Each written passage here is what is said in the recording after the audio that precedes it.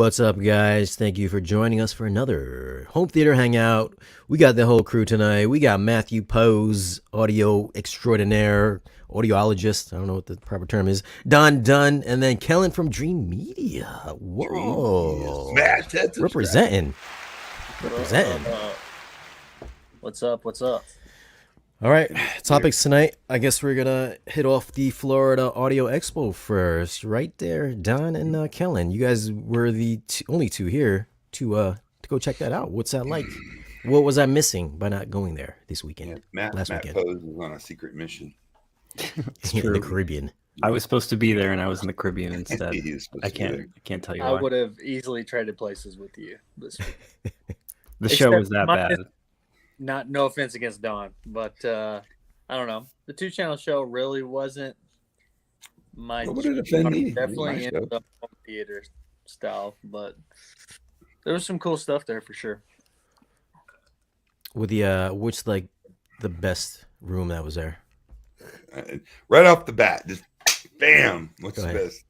Best one.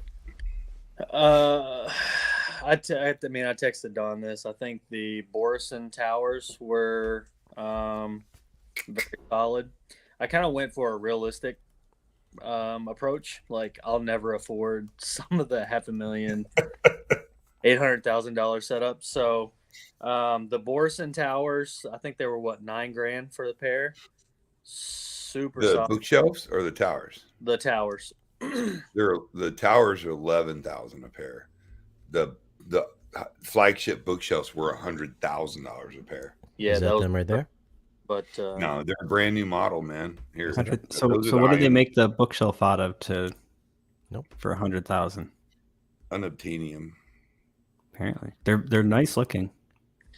Yeah, so let me text you pictures, Shane.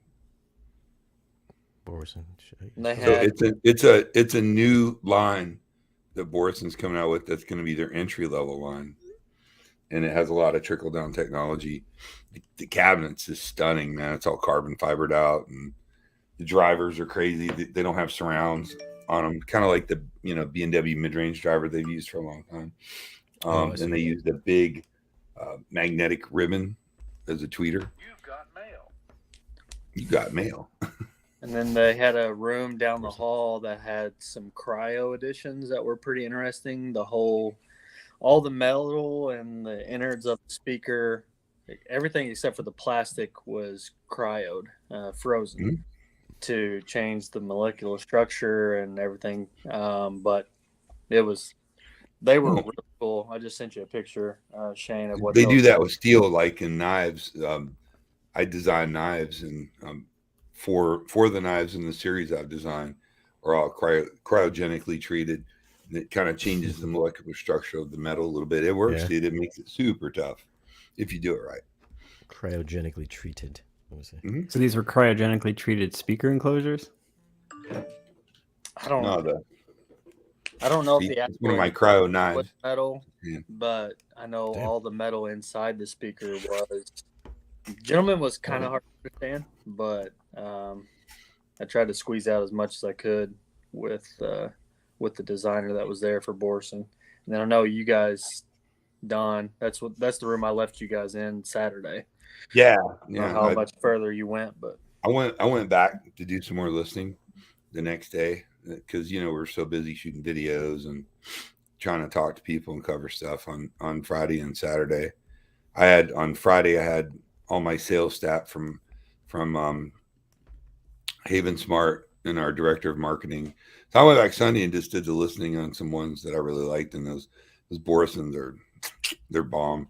They're supposed to send me a pair off the first. They just getting ready to start manufacturing them. They're going to send me one of the first pair to review. I'm super stoked. Yeah, they look high quality. Look at that. Yeah. Oh, dude, those are unusual drivers. Their motor structure and dude, it's just crazy, like shit from Wakanda, dude. Just the technology they use in it's badass. It's crazy. So what do you want to? You going to carry them? Is that what you're saying? Well, I don't know. I'm going to review them. Look at those cables. What kind of cables are those? Yeah. Yeah, they had 3 or 4. I think it was 3 companies that they're associated with. Avik. What was the other one? It was like cables, streamers, DACs, amps, components, and then it was the actual speakers was Borson. So that was probably my favorite. And then the designer was there, Michael Borson, who's amazing, super cool dude. And then what was your favorite, Don? You think? Oh man, dude. All right. So really like the Perlisten setup. They really had it dialed in. First time I've really got to hear them dialed in like that before, and it was pretty awesome. Actually, their step down series, they had the LCRs with like an MTM with their the R5M. What's that? The R5M. Yeah, it was and matching stands with a pair of their push-pull 10-inch subwoofers. So that setup's probably about, just for the speakers and stands, probably like $12,000. But dude, it was pretty much, I mean, that was it. Was that one of the cheaper setups? It's on the SVS side. Pretty fun setup.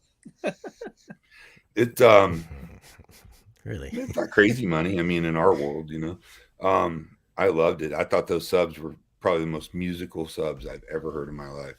And what was cool is a buddy of mine, Gabe from Maximum AV, who's a local dealer here who sells Perlisten, was kind of running the sound, and we're friends, and I came in there. I'm like, dude, can we put on some electronic music? He turned it up and up and up and up and up and up, and it did not compress at all. The tonality did not change at all. It was just, I mean, that's rare in a speaker. Usually you turn up speakers and they start to either compress, or the tonality changes. It's just a different sound, just louder. But I'm telling you, those subs really freed up the of those monitors. It was very it was dope, man. The Perlisten subs are really unusual compared to a lot of others. It's not just, people know like the push-pull design, but there's more to it than that. The amplifier is actually really unique. There's a computer inside of it. A lot of modern subwoofers have some sort of computer processing, but it's like an actually pretty potent, like cell phone level computer processor in it that they use to monitor everything, power in, power out, power in from the wall actually. And one of the things it does is the limiters are really sophisticated in this, and they actually adjust the limiters relative to the incoming wall power. So if the sub's output starts to cause wall sag, or other things going on in that room are causing sag on the line in voltage, it actually lowers the limiter. So you can't overdrive a Perlisten subwoofer. So one of the cool things is when you do turn it up like that, the sub doesn't really compress in the traditional sense. It doesn't distort. It just stops getting louder. It was phenomenal. I can't say enough good things. That pre-pro, or excuse me, integrated amp, Kellen, you remember the brand? It was like $13,000. It was pretty awesome. That was driving the Perlisten stuff? Yeah. Oh gosh. No. It was pretty cool. I mean, listen, high-end audio shows, if you've never been to one, or lots of hotel rooms crammed with all kinds of shit. Yeah. I mean, you get a lot of fringe companies that you've never heard of, upstart companies that are making a lot of snake oil. Let's just be honest. I mean, but power converters and grounding systems, and every time kind of cable, any kind of little bars that go up that hover, they're supposed to, I mean, all kinds of just craziness. So, to be fair, it's hard to take a hotel room and make systems sound good, especially if you've got larger speakers in a small room like that. It's just really hard to get them dialed in. But man, there's a lot of really good gear there. I mean, there was Vandersteens that cost as much as a house, and tube amplifiers. I would say if I had to pin it down, the best sounds that I heard were the Perlisten, the Borisons that I just texted you, Shane, a picture of them. Their new series for $11,000 a pair were amazing. And this upstart company, Aratai Audio, that was one of the first ones that we went to, right, Kellen? Yeah. And unfortunately, because we had to keep going back to that room to make sure our ears weren't yeah, dude, listen, they really good, really early. He's got these speakers. They had the bookshelves, right? They're $9,000 a pair. And they're fairly unorthodox looking, and they got a pretty big waveguide. You can get it in wood or whatever. It's actually made out of wood. A unique ring radiator tweeter, a 6.5 in the front and a 6.5 in the back, all sealed, but two separate chambers for the drivers. and I mean, everybody that came in that room swore there was a subwoofer in there. Like Really? people were actually. Were you with me, Kellen, when those two Asian guys were looking underneath it? And every time I went there, it was like trying to lift in the skirt. You know what I mean? Well, they desktop speakers? Yeah, I actually have those in my garage. I haven't hooked them up yet. I won't give you my address. They're expensive. But, man, they sounded – that was probably – those three were kind of a tie.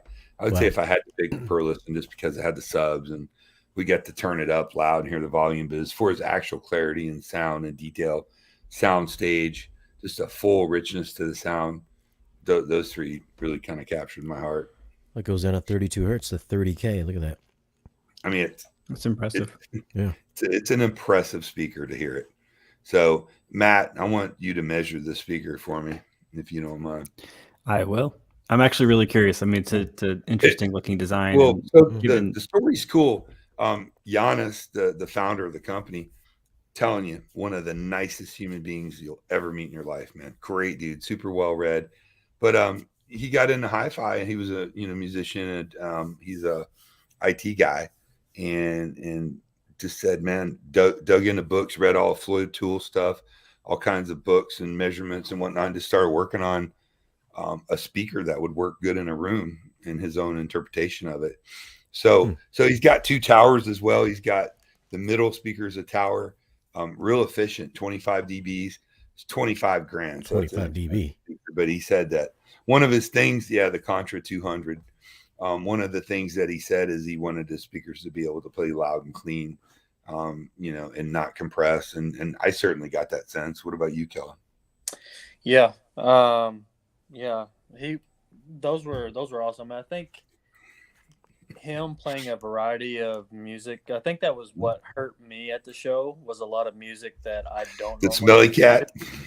Yeah. So Beethoven's Fourth Ensemble in G minor.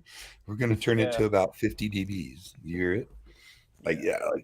So that was the problem. That's kind of what ruined it for me for most of the rooms. Some of the rooms weren't big enough. I think the Focal Maestro Utopias that were there. Oh, God. No way. Those speakers, they still sounded great. Stretch their legs at all, but the Aeroties were awesome. Giannis, cool guy, great story. I mean, just locked up in his house during COVID, he said, and just went to work. Find a speaker that he liked to listen to music on, so he decided to make his own. So that's pretty cool. From Latvia, Baltic state, I've never heard any audio from Latvia. You guys carry this, right? What beer? This is Hefeweizen. What's yours? This is iced tea. I don't drink while I'm on here. Yeah, whatever. Live streams. I just liar. So, Kellen, you guys carry this, right? Yes. Yeah, we are Focal name dealer. This looks, dude. This is my Grail speaker right here. If I could. Yeah, they're dope. I actually got to hear those, man. Yeah. Yeah. Like in legit you would space. want to flex with those, just have them in the background all the time. Yeah, put in my office here. Not even have them hooked up. Walk in and put one back they're there. Ginormous. They could bury you in that, Shane. Yeah, I've seen that. I've seen some videos. You guys, Kellen, you guys didn't do a video on these, have you? I think Zach had done a video. I mean, because they're Grand Utopias, the Maestro Utopias. I mean, they've been around for a while. Yeah. Zach. I think Zach did a video on them at Expo. Gosh, maybe 4 years ago. I mean, we've never set one up for a client, so. But there's a first for everything, I guess. Well, we went and covered the opening of the Focal powered by Naim store in Miami for Audioholics. We went down there for a day, and that was they had every single Focal product. Everything. I must have missed that video. Did you guys post it? Yeah, we posted a while back. Posted? Mm-hmm. I don't. I'm pretty sure that got posted. Yeah. Yeah. So somebody's asking about the room where the Grand Utopias were was a little small, but still sounded great. I mean, they had the Naim reference set amp and preamp setups, the 300 grand. They had it at the audio show as well. Looks like a space heater. It's crazy. The Focal or the name. The name, the master statement. Every time I've ever heard those Grand Utopias, they've had them in a room that was too small for them. Well, dude, it's hard to find. I know, but it'd be nice to hear them stretch their legs. But the audio show, they had which Utopias did they have, Kelly? You got better memory. The Maestros. Maestros, yeah, they were beautiful. They're about 5.5 foot tall, I think. No, not that much. Maybe 5. Not even 5. They're pretty tall, but not that tall. My speakers are 5, so Joey wasn't completely. She was a little bit above those. So that's my point of reference. To answer your question, Don, it was the Audio Flight. That was Okay. the all-in-one. Oh, Audio Flight. Yep. That's There's a really John. good. Our That's a boy really John. good amp. Johnny's here. John Johnny, said Top Gun. John said he'll trade in his Sopras for a pair of Utopias. Kellen. Man, I still love Sopras though, John. In that red color you got. They had them in that orange, which was cool, but that a Sopra 3 in that Ferrari red, dude, is about as dope as the speaker is going to look, I think. And things are wicked. Kellen, I want you to send me some Diablos. That's what I want. I'll see what I can do. Diablo. Yes. Because those Sopra ones He are ain't got so no Diablos. badass. How is he going to send you Diablos? They're small. They're not even that expensive. They're like, what, 15 grand? Big enough. Yeah, they're For some 20, bookshelves? what, 20, 24, 26 grand. Yeah, what's expensive? For bookshelves? But the Borensons were 100 grand for bookshelves. That's Really? Oh, Dude. come on, dude. insane. Dude, The I'm cryo, telling you, bro. You ain't never heard no bookshelves like these, though. the cryos were, I think, 42. Yeah, but the ones in the right hand side, Also the big boys, insane, yeah. but the towers I thought was reasonable for the delivery and presence that they gave in that room. Samsung Atmos soundbars. Was there any sound bars at the any Nakamichi Let me sound call my bars? cousin Billy in his Was there trailer. any He sound might bars have there? one. He'd tell you.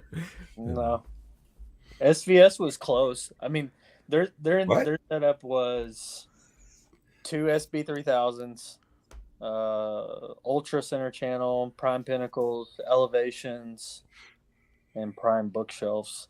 Their whole setup was less than $5,800. Yeah, they brought a Better lot than of a people. soundbar. In. So I It's a talked lot to better than soundbar. Less than an audio international quest cable. guy tonight at SVS, and he said that the owner of the show said that y'all brought in 60% of the people, which might be true because you Really? could buy a cable there that costs more than that whole system. Yeah. Yeah. They made a big deal about wanting to get in more companies like that. I was talking to the team that was putting the show on. The other thing that has come up is actually doing home theater in a future year. If they Mm-hmm. can't do it in that hotel because it's too small, but if they move to a larger hotel, being able to do some surround rooms. The problem is, I mean, Kellen, you kind of understand this given what you do.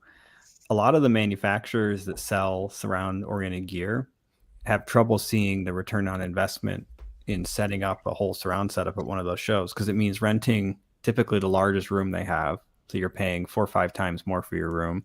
It means bringing in extra crew. It's not like 1 or 2 people, but you need enough people to help set up a whole surround system, get it going. And now it's not like a couple of speakers, some cables and cables and an integrated amp.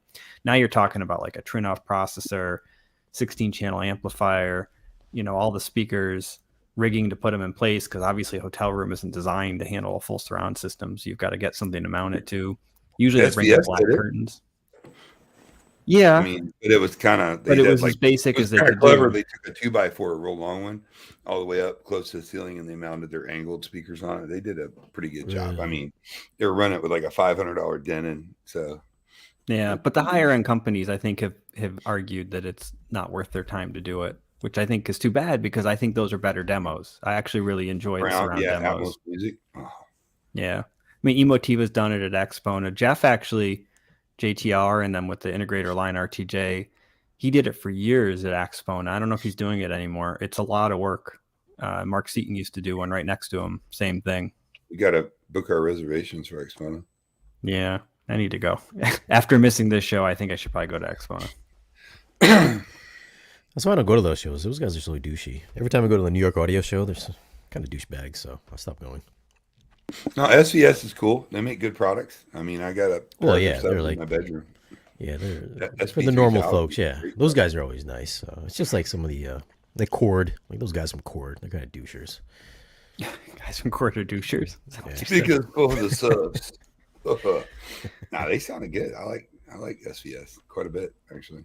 No, yeah, I mean, I think it was the busiest room. Anytime you walk by there was. It doesn't shock me. So you know what we're gonna get is their new architectural sub. They make a in 3000, wall right? or in ceiling dual 9-inch sub. Yeah, It has the same outboard amplifier that's in the SB3000, And if you buy it in a set with 2 subs, they actually change the impedance on the subs and do a couple things to it, which is pretty cool. I was talking to them tonight. Nick, I've been curious how good that is. You know, in-wall good. Well, we're going to try it out. So I'll be curious. Good in-wall subs are hard to find. Hard to find. Yeah. Well, that's my world. I mean, we do our bread and butter. For every box sub that we sell, we probably sell 3 to 4 individual or sets. I usually try to do a set of architectural subs. And just to be really brutally honest with all the manufacturers, 90% of them are just okay at best. You know what I mean? Until you get the JL Audio. JL Audio is a real sub, but I mean, I think its challenge is you can't retrofit that particular product. It's got to be something that you design. Well, you could with drywall damage and all that, but it's very difficult. So the SVS all comes with a built-in back box and a pre-construction bracket for new construction, or you can cut it out for a retrofit, granted that your studs are even, which is a problem that we run into a lot. But what they're claiming is this is given substantial output, like, you know, and if you locate it where it can load off of a surface, it's really going to expedite that and make it a lot, you know, more intense. I'm excited to check them out, Matt. I told them, you know, we'd have you measure them, and we don't have to mount them in the wall because they have a back box. If it's got a back box, I can measure it as is. Yeah, that's what I'm saying. So I wonder if it's better than the Deftex I have. What's that? So I wonder if it's better than Deftex I have. Probably. It's smaller, but it's, you know, gotta be. We'll see. you've got Deftech in walls in your Perlisten home theater. No, I have Deftech in walls in my family room. No, he's got big bada boom. No, there's much more subwoofer in the What home theater. are you running for subs? Are you doing all Perlisten, or do you do something else for subs? So the back of my room, I've got these. They're actually from RBH, so it's the same kind of sub like Gene has, but it's an in-wall version. So it's the same 12-inch driver that they use in their reference subwoofers, which is a good driver. Dual 12s or single 12? It's a dual 12. So there's 2 of the dual 12 modules. So it's basically equal to each dual 12 is equal to 118 basically. So there's the equivalent of 2 18s in the wall in the back of the room. And they're not, when I say in wall, these are not like in wall subs. They're actually designed to go into the floor or ceiling. They're like 9 inches deep, and they're about 4 feet, 5 feet tall, something like that. And it's also not something you can retrofit. And Don will tell you, I came up with a special mount for them so that they're all decoupled. I mean, the walls themselves are decoupled, but these are decoupled from the decoupled walls to avoid excess vibrations. This same sub was tested a while back, and it, you know, in the deep bass, it's not going to be super great because it is a sealed sub, but in the upper bass range, it was like high 120s. So it's got pretty good output. Yeah, and then the rest kind of make a good sub. Does Perlisten even have in-wall subs or no? They're coming. They don't have them right now, but that's a future product that they'll release, and I'm sure they'll be really good. They'll probably be expensive, but they'll be well made. And I think they're really trying to compete more for the high-end integrator line anyway, so they're probably going to be a higher output product. And I know Dan shared it's really hard to get high output in a 3.5-inch deep wall area. So a lot of it is sometimes you just say, well, we're just not even going to do that. Like that's what RBH did. They've got JL Audio makes these boxes that are like 6 foot tall. The driver though, I mean, how do you get a driver that can give you 15, 20, 25 millimeters of excursion, but in something that's 3.5, less than 3, like 3 inches deep or something? It's just hard. JL's got really funky, specially engineered drivers, but a lot of other companies, the drivers are just so. So you got a couple 18s too, right, Matt, in the front? I do. And then I got a call from Jeff actually today saying, well, you want to maybe put in the RTJ 18s up front instead. So I had been talking about doing the Perlisten D215, which I still may do. But I like Jeff's subs. I can give you a glowing recommendation for the RTJs. Yeah, I know. And I've measured it. It's a really good sub. I mean, the distortion, it's actually the only subwoofer we've ever measured that had distortion that was about as low as the Perlisten, and it's doing it without the push-pull. So it seems to be a pretty darn good Are you going to at least get a 24 or 32 in there?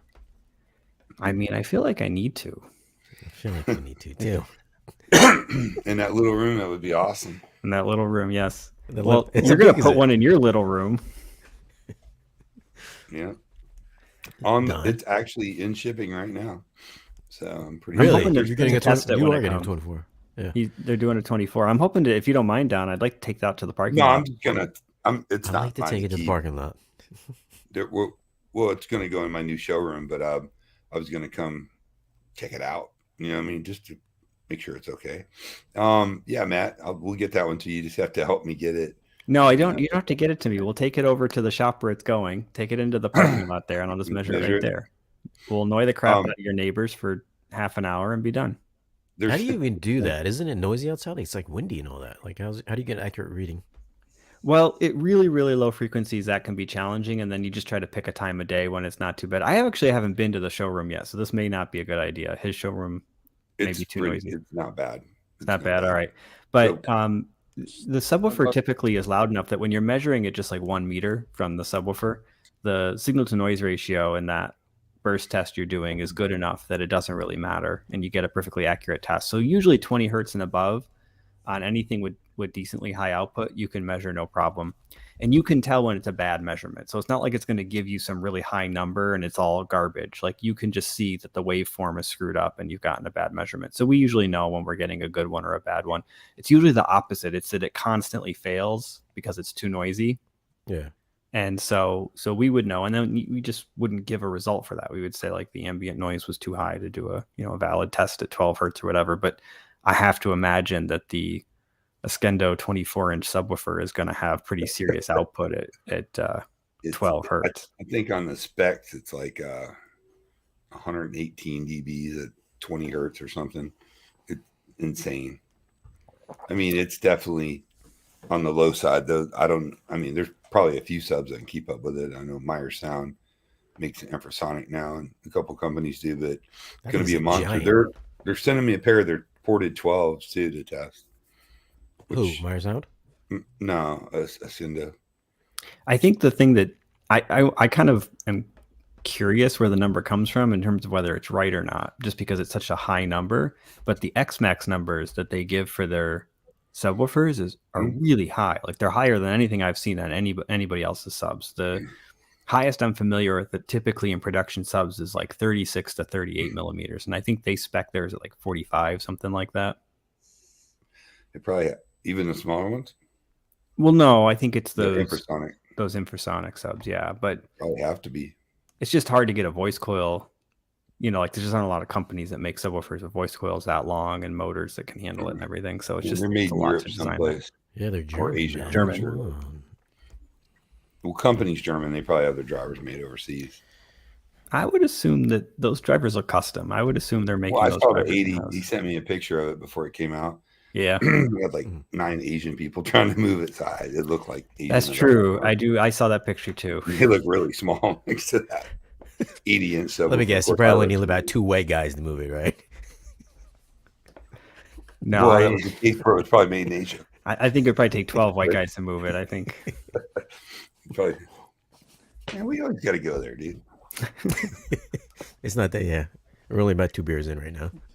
Shameless woke as shit. Let me ask you. Every time I look at a Dream Media video, I don't know where you guys are from. You guys all live in like gigantic mansions. What is going on in these houses over there? Look at this theater, dude. That's what I'm saying. I know. Look how high that ceiling looks. Talking lots of dollars. He's got 20-foot ceilings. What are you talking about? That's normal, right? Yeah, 18-foot. No, You're close. my house is not that big. I saw you walk out of that theater room. You walked around it. I was like, look. I was like, why is your hallway so high? And then you were like, there's the place for your. I don't know. You were exhausting out or something like that. And I was just like, yo, look at this guy's little hallway. There was like a little tricycle. I was like, this is huge. Oh, in the version 2 of this room, it's actually going to be projector's going to be shooting through the wall. So I'll kind of get rid of the big bulky projector cabinet, and then everything's going to be behind stretch fabric, a lot cleaner. Kellen, tell him what you're putting in there, man. Come on. I can't. Don't. Oh, you can't? You got a Barco. Barco or an Eclipse? Oh, you can't tell me. Okay, 300-inch wall. No. I think an Eclipse would mean an extension to the house. Everybody will know, I would assume, in the next 2 or 3 weeks. Yeah. You can't say that until you. I didn't know. We should have signed an NDA. I'm gonna totally fuck you right now. But It's not. It's big and powerful. Let's put it that way. Yeah, at the main listening position, I'll be 123 dB. That should be barely adequate. Should call Youth Man. He likes that shit. Interesting. Okay.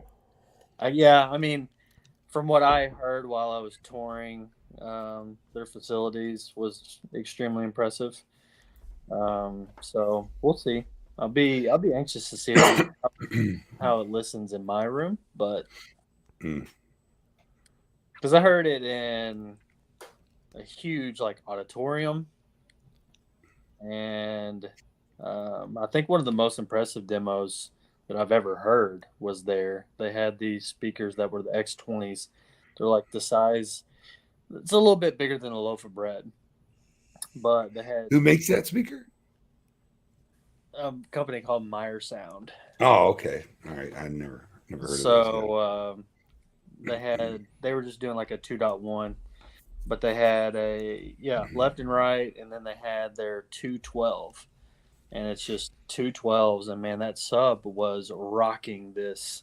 I don't know, had to have been 50, 60 by 120 foot deep room with like 20-foot ceilings, 25-foot ceilings. And it was just loud as can be. It was crazy. And then you go into a room that's a lot smaller than mine, and it's got 3 blue horns, and those are extremely powerful. And then you were listening to, that's their infrasonic. Those were made. Thumping thunder, they'll feel it in their bones. Those were made for Metallica to go on tour. Those were made for Metallica, but they now go into home theaters instead. They can, yeah. Metallica, best band on the planet. So we got to hang out with Aaron from Aaron's Audio Corner. We got to hang out and have dinner and come back to my place, do some listening, hang out. It was pretty cool. What you guys listen to? Pretty rad, dude. You listened on your Kentus? We listen to all kinds of stuff. You know, Kellen's very familiar with the Kentus. Do you think there's a sound difference between Kenta 1, 2, and 3? I've not heard the 3s, so I cannot honest there. I must be the only one. They're a little bright. No, they're not a little bright. They're very bright. You need to get the 3s in. Maybe you had a bad batch. I don't know, man. I mean, what are the odds of me getting two of them? Twos. My 2s aren't. The ones that are in 2s are awesome. The 3s were like stupid bright. They're disgustingly bright. After hearing everything, I mean, I think honestly for my ears, I prefer something a little brighter, and that has that just like crisp that Don used over the weekend. I think there was a lot of speakers that had that clarity and everything, but they just were missing that. Is clarity that nice way of saying they were too bright? Do what? Is clarity just a nice way of saying too bright? No. I don't think anything of mine was too bright. No, I don't think so. I think the RBHs were that was my first time hearing those as well. I think those were impressive, powerful. Yeah. But which ones? The Gene ones? No, I have the passive version of Gene's. The half stack, which I mean, I don't have the top 2 subs, but I've got the bottom 2 with the dual 12s with the 1800 watts each going to those. And I have 4 RTJ 18s with that too. So it's a lot of bass, but dialed in. Accurate. It's toy like a tiger. What did Aaron think, by the way? Don? Well, yeah, I mean, what do you think, Kellen? I think you fucking loved him, man, to be honest with you. Yeah, I don't know. We were trying to dig it out of him. I mean, I don't know how he had a big ass smile on his face. Yeah, I was gonna say I don't know how you couldn't be impressed, but it's an absurd amount of bass. Yeah. For the RBHs. Well, he's got more than RBHs. He's got the RBH dual 12s, but then he's also got the 4 18s from RTJ. Oh, at your place, Don. Why do I feel like Matt's mic sounds better than mine? Then I'm going to put the 24 in there. I sound better than you. What's going on? Why does your mic sound better than mine? Like everything I own, I bought because you told me that was the thing to buy to get the sound. He did. Shane's our point of reference. We won't lie on the broadcasting. Obviously, he's the kingpin. He does a good job. He does a great job. His videos are great. I mean, Can we take a minute to appreciate Dunn's Tom Berenger canvas? Is that Tom Berenger back there? Yeah. Bonds. I got all kinds of shit in here. I just, put it in other areas. So all right, we took a minute for that one. By the way, somebody keeps asking about the Paradigm, the new XR subwoofer. Oh yeah, the XR. Was that there at the show? Did you guys? I'm curious. You didn't see it? So we've been trying to get one of those to review. I think because I'm getting other products from them, so I think it's just an issue of availability maybe to get those out. I've been trying for 3 years. Big monster sub, Matt, or is it one with like a bunch of 8s in it like they've had before? No, I think this is like a 13-inch driver or something like that, but it's got a lot of excursion. It's a very unusual looking driver. It's got spiders on the ends of the voice coil instead of like the normal place you'd see them to give it more, I'm assuming more control, reduce rocking. But the claim is it's like 100 millimeters of excursion somebody put in there. I mean, the claim is ridiculous. If it's true, I don't know. Makes good subs, man. They make good everything, but they we may actually hit up Gabe if he's open to it and just test it outside his shop. Yeah, he totally would be cool with that. He's got one, so we could just go over there and do a little bit at the show this weekend. They got a hellacious showroom over there, man. We could go over there and test and is that the sub? Videos or whatever. XR11? Oh, maybe that's what it is. Yeah. I don't know. Underwhelming demo. Gabe claims that this new XR sub kills the Perlisten D215, and he likes to post. Gabe has Paradigm tattooed on his ass, dude. No offense, Gabe, but you love Paradigm. He's the best but it's hard to argue the point with Paradigm. They make it top to bottom. They make a great product line, man. That's it. I mean, it's an attractive looking sub. I give it that. If they have a picture of the driver, it's a pretty ridiculous looking driver. Only $4,000. That's a deal.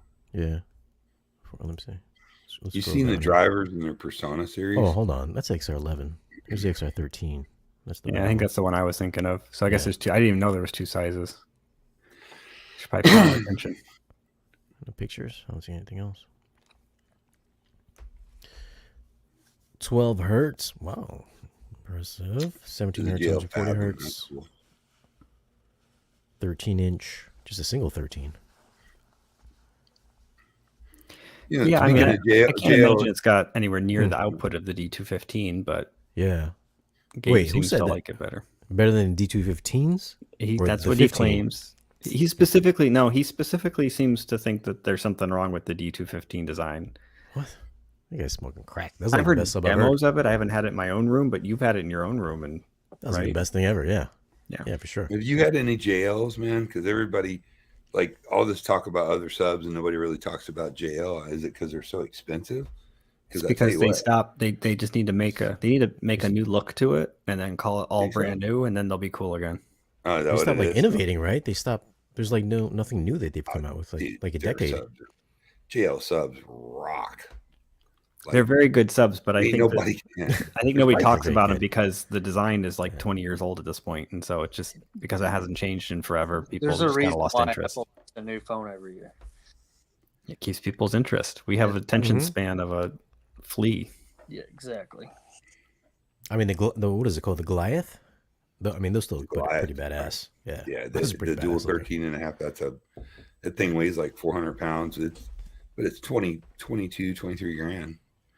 I'm sure. Look, dude, honestly, for $15,000, you could buy the 4 RTJ 18s with the amp like I have that will just absolutely pick that JL up and crush it. I mean, it's night and day, Or if you want real infrasonics, just go for the Ascendo instead of that brand you just mentioned. So I would probably just do that. That's what you'll do. Personally. A lot of great subs, man. Everybody's competing for what's the best sub. I mean, there's so many good ones. In a lot of cases, it's system and room dependent too. Like the stuff from Ascendo, the stuff from Jeff, even from RTJ, works in a dedicated theater well, but the finish on them isn't going to make a lot of sense in a typical family room. Right. So, whereas something like the JL, that's a beautifully finished product. You could put that on display. My family room looks like a nightclub. I'm doing a new projector reviews. This is what I wanted to ask Kellen. Why don't you guys do like a projector shootout, like an official one, when the new models come out. You guys should do something like that. We have been so busy behind the scenes, just like with a lot of stuff going on. But we want to get involved with something like that. We don't really have a solid relationship with Sony. I mean, we just don't. They didn't really like our business model with shipping throughout the country and everything. So we're not Sony dealers. So everything always comes off like, that's why we push JVC, because we can't deal Sony. I mean, Sony made great projectors. 5-6 years ago, I think it was close. When now with the new ones, I mean, with everything going laser, I think JVC just has, what everyone talks about, contrast, black levels. When you finally have enough brightness on screen, now you can start picking things apart like that. Like, well, it's bright enough finally. So which one has, greater contrast? What has the lower black levels? The tone mapping has a ton to do with that when viewing HDR. And so we want to, for sure. Yeah.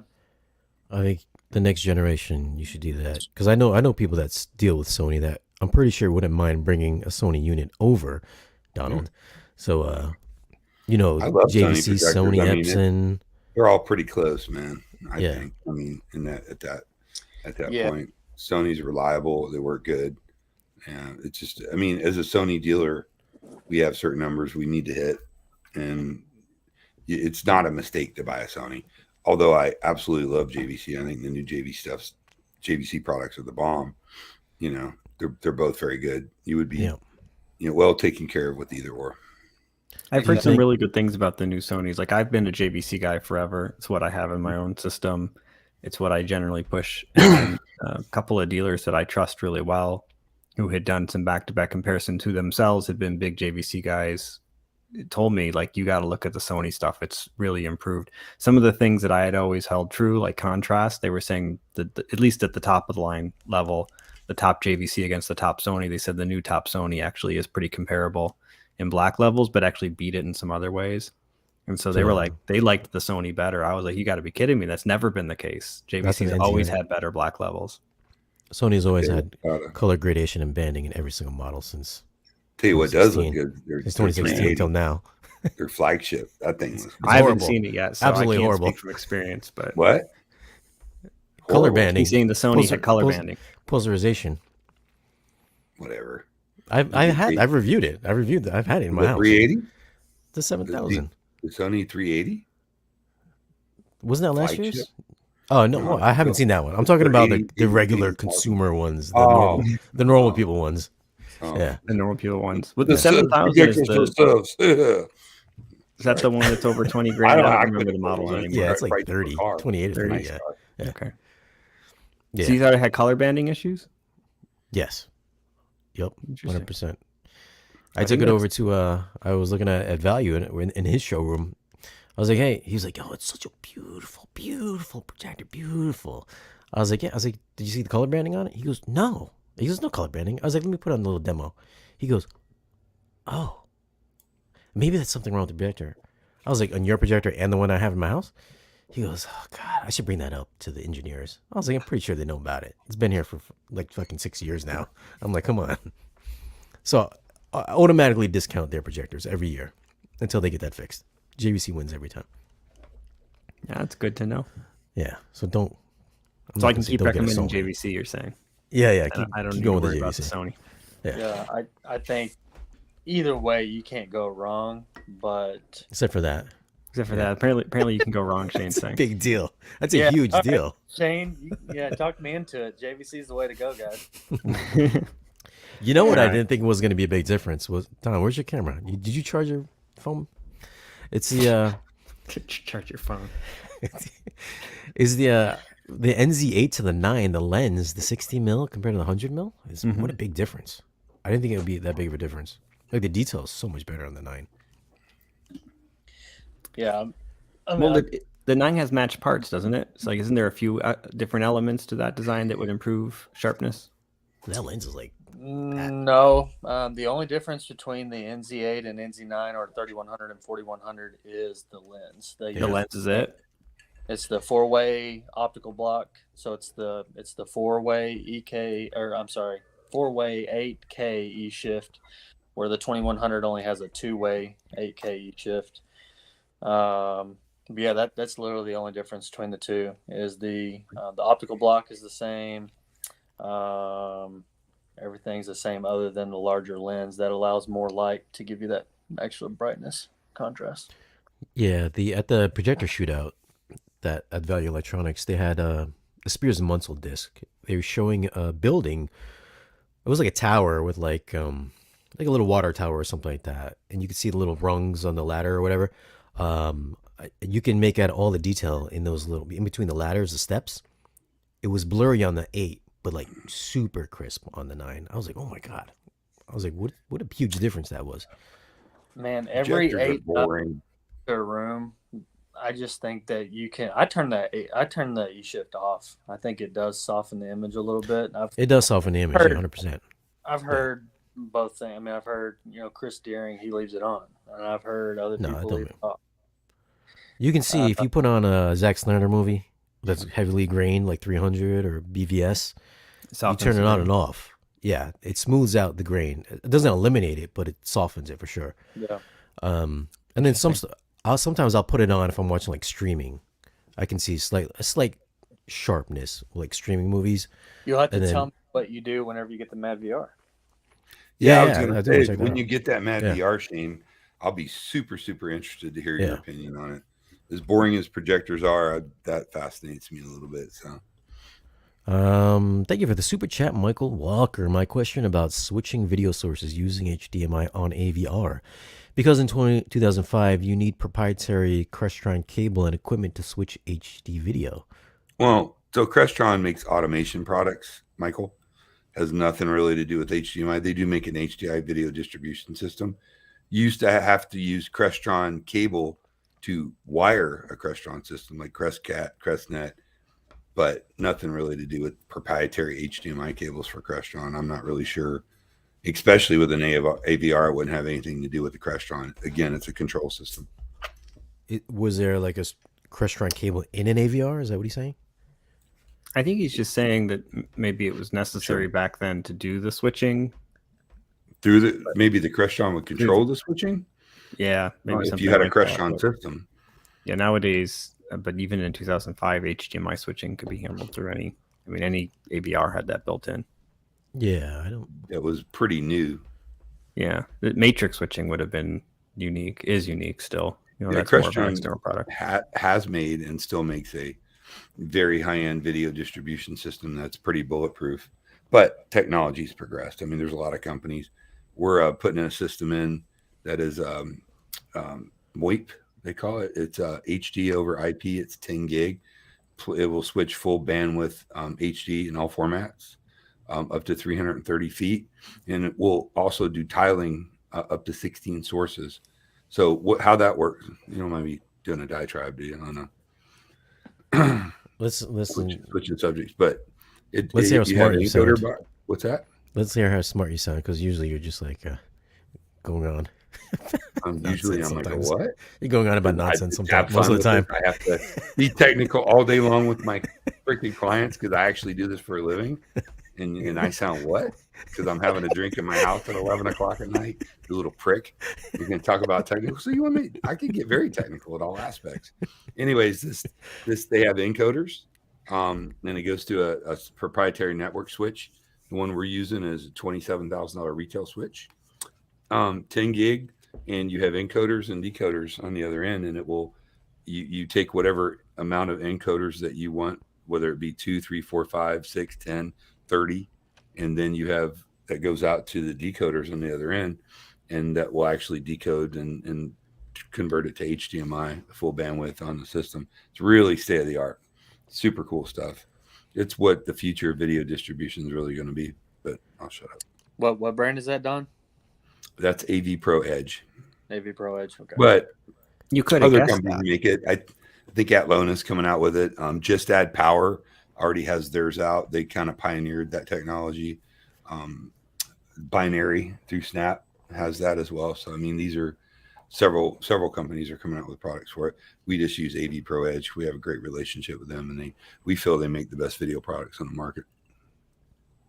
Do you agree with this, Kellen? NX8 is better than the NZ7, but the NZ8 is comparable to the NX7. Say it again. NZ. I think he's saying an NX7 is better than an NZ7. Z7. But the NZ8 has comparable specs, particularly contrast specs. I mean, I think it depends on what you're going for. Like if you're trying to do a larger screen in maybe a room that has ambient light, the NZ7 is going to be your better choice because it's going to be a brighter projector. Mm-hmm. The NX7 is going to have more contrast. It is a bulb. If I mention to a customer most of the time that, hey, one of these is bulb and one of them is laser, that automatically defeats whichever one is a bulb. So I think it's situational. In a dedicated space, I would say yes, the NX7 would probably perform better, but I think it is situational. A lot of the times it's situational. Okay, so the NZ7 is better than the NX7. So Shane, have you seen pictures of Kellen's theater? I saw the video. Yeah. Did you? Okay, it's super huge. Dope. Yeah, it's super huge. It's a big theater. I'm jealous. I need to go. I was talking to my wife about this not that long ago because after I saw your video, I went to like Zillow. I was like, dude, I said, look at these guys' houses in Texas. Well, What's going on? He built it right onto his double wide. It's crazy. Is that what you got going on? He's from Beaver Lick, Kentucky. So I got a covered garage attached to my double wide. Look at me. That's all right. My mom was from Sulphur Well, so it's all right. But yeah, man. Hopefully, whenever we get the room buttoned up and finished, you, Don, Poes, you can come calibrate it. Matt gave him a price. He had a meltdown. He's like, I saved my two best notes for that one. I've already got your phone number, bro. Like, what This is true. But I think this is, hold on, I got to tell a little story. So first time I ever talked to Kellen, I think Don had like put Kellen in touch with me or something. And he had said, hey, we should work together on some stuff. I said, yeah, it'd be cool. And he goes, how does your pricing work? So I told him kind of the range of pricing for different kinds of services. And I said, because I work with Anthony Gramani. So at the upper end, it gets into PMI work and the pricing obviously shifts because there's a lot more that's involved. And he just, I don't even remember the number I told him, but it was for some kind of service. And he goes, people pay that? And I was like, well, we're pretty busy. So yes, people are paying that. I mean, UPS brought a package the other day and Matt charged him $1.25 just to go to the door and answer it. So that's funny. That's funny. I just do that to Gene. No, so Matt does super high level, crazy. Not that yours isn't. I'm just saying he does a lot of like, oh my God, theaters. You know what I mean? Yeah. And for Anthony Gramani to want Matt to work with him is, I can't imagine a better, recommendation than that in the industry. I like it. I like it when Matt posts his videos and everybody questions him in his videos. I know. That's so funny. You guys have no idea how much that stresses me out at home. Though my wife would be like, what's going on? Somebody doesn't agree with me. That's why I need to prove them wrong now. Lay down. They're like, this guy doesn't know anything about audio, does he? He actually fucking knows everything about audio. That's the problem. Like, I'm not going to say any names, but he's looking at white papers and shit going, that's just wrong. And I can prove it. I'll tell you. I'm like, okay. And he does. It's true. Like, what's new over on Dream Media? What should we be looking? Well, hold on. How are those new focals? What are they? Vestias or something like that? Vestias, good. I mean, price point, they're good. I'd like to hear them compared to the new Martin Logans. I would like to hear the new Martin Logans. mm-hmm. But the new wave guide that they put on the Vestias, they're using the same tweeter that's in the 300 series and the Aria line, and then they're using it. They said it was a tweeter from the car audio world. Well, it's still aluminum magnesium. Okay, different. same materials, I guess, in the tweeter. Okay. But then the waveguide is some new M waveguide. But I like them. They have, I mean, nothing really too new. The Batiste headphones have been out a while now. They've got a new outdoor line. I actually am very excited about that new outdoor We saw line. those at the show. Yeah. Those like giant pebbles look really cool. Opal. I'm supposed to be having some sent for review. I mean, that was the last email I got. And the new Martin Logans. And the new Sony. The new Martin Logans. I have the Sony. I'm getting that Sony, dude. I'm just telling you right now. I'm not supposed to keep that Sony. Bullshit. I mean, if they don't ask for it back, I guess, but I'm not supposed to keep that. Gene said that's yours. Gene told me I'm supposed to send that one back and that maybe a new one would come later on. But that's anyway. I just got to get it, bench test it, review it. I want to try them with the Martin Logan, see how it does. I mean, Shane, somebody asked about that actually. Like you had mentioned people not necessarily taking Sony seriously for high end audio, but Sony ES actually used to be a really big name in high end audio, and they kind of lost their way. Yeah. And what they're claiming is this is supposed to be a back to the roots kind of approach. So I'm really curious if this receiver is decent. I gotta say it's heavy. It is heavy. Yeah. I hurt myself carrying it inside. So over the years, when Sony wants to dominate audio, Sony makes some epic. Yeah. I've owned a couple of Sony products over the years that were just I forget the model number. I had a pre-pro with Dolby Digital back in 2000 or 2001. It was probably the best sounding pre-pro I've ever had. They've had decent products over the years. Yeah, I remember those tower speakers they had. Do you remember those? I forgot what they were. Yeah. A lot of them had wedge shape. Yeah. The top ES ones had like ScanSpeak drivers. They were designed by a really talented engineer. $20,000 a pair. Yeah, they were actually very decent.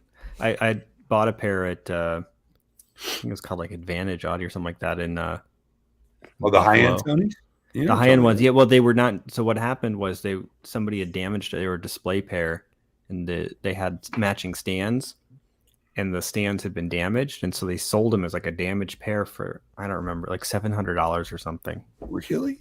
Like the drivers were worth more than what they were selling them for. So I ended up buying those, fixing them so that they were functional, and yeah, they were good. Just didn't look that good anymore. No, but Yamaha can actually make really good speakers too when they want to. Do you? I haven't heard that yet, but you may be right. Remember these guys? Oh shoot, what happened to them? While you're looking that up, Shane, continuing off the Focal stuff, outdoor line. Yeah, I think something that they've missed that'll be huge for integrators and things for distributed audio in ceiling all-weather speakers. That new Latora, that line looks incredible and sounds really good. They're using beryllium in that line, so it's not. I didn't realize that they're using beryllium in the tweeters for that line. Mm-hmm. So that's going to be a pretty high-end in-ceiling speaker then. Okay, wow. So they have a 10-inch passive sub that you can install in ceiling, and then I forgot actually how big the speakers actually are, but I know they have a 10-inch sub that can be retrofitted as well. They have a 70-volt commercial line too. So Vocal, you get companies that kind of get hot for a while. Does that make sense over the years? And Kef's kind of hot right now, and what they're making, they're doing some really cool stuff. Right now, Focal is killing it from top to bottom. I mean, it pretty much anything that you have of theirs sounds really good. I mean, we do mostly architectural. We do tons of Focal architectural. Even their 100 series as their entry-level speaker still sounds better than a lot of companies' higher-end model of architectural speakers. Tough to beat for $250 a speaker, 6.5. Yeah. Reality is a lot of architectural speakers aren't that good. Like now that I've actually started to get to hear a lot, even in my own house, I'm really starting to realize that I think, unfortunately, there's a lot of not great architectural speakers out there. Tons. Yeah. I mean, there's good stuff too. It's just interesting for the money, just how hard it is to find something that's as good as what you get for box speakers without spending big money. Different things to overcome, my friend. You know that. Yeah, I get it.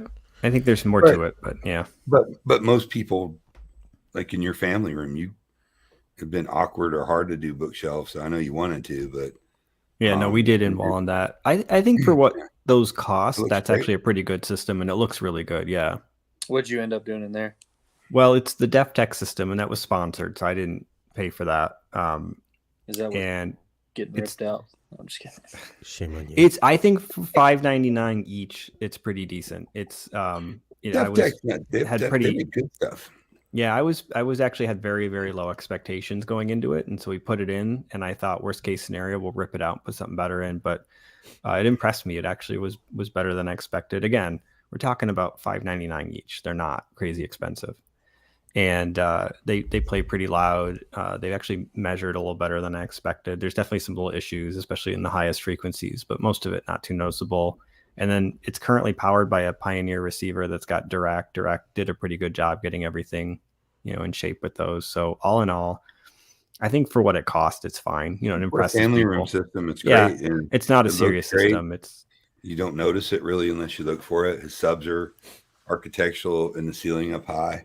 DefTech subs as well. Biggest problem with those subs is they're rattling all the doors. Yeah.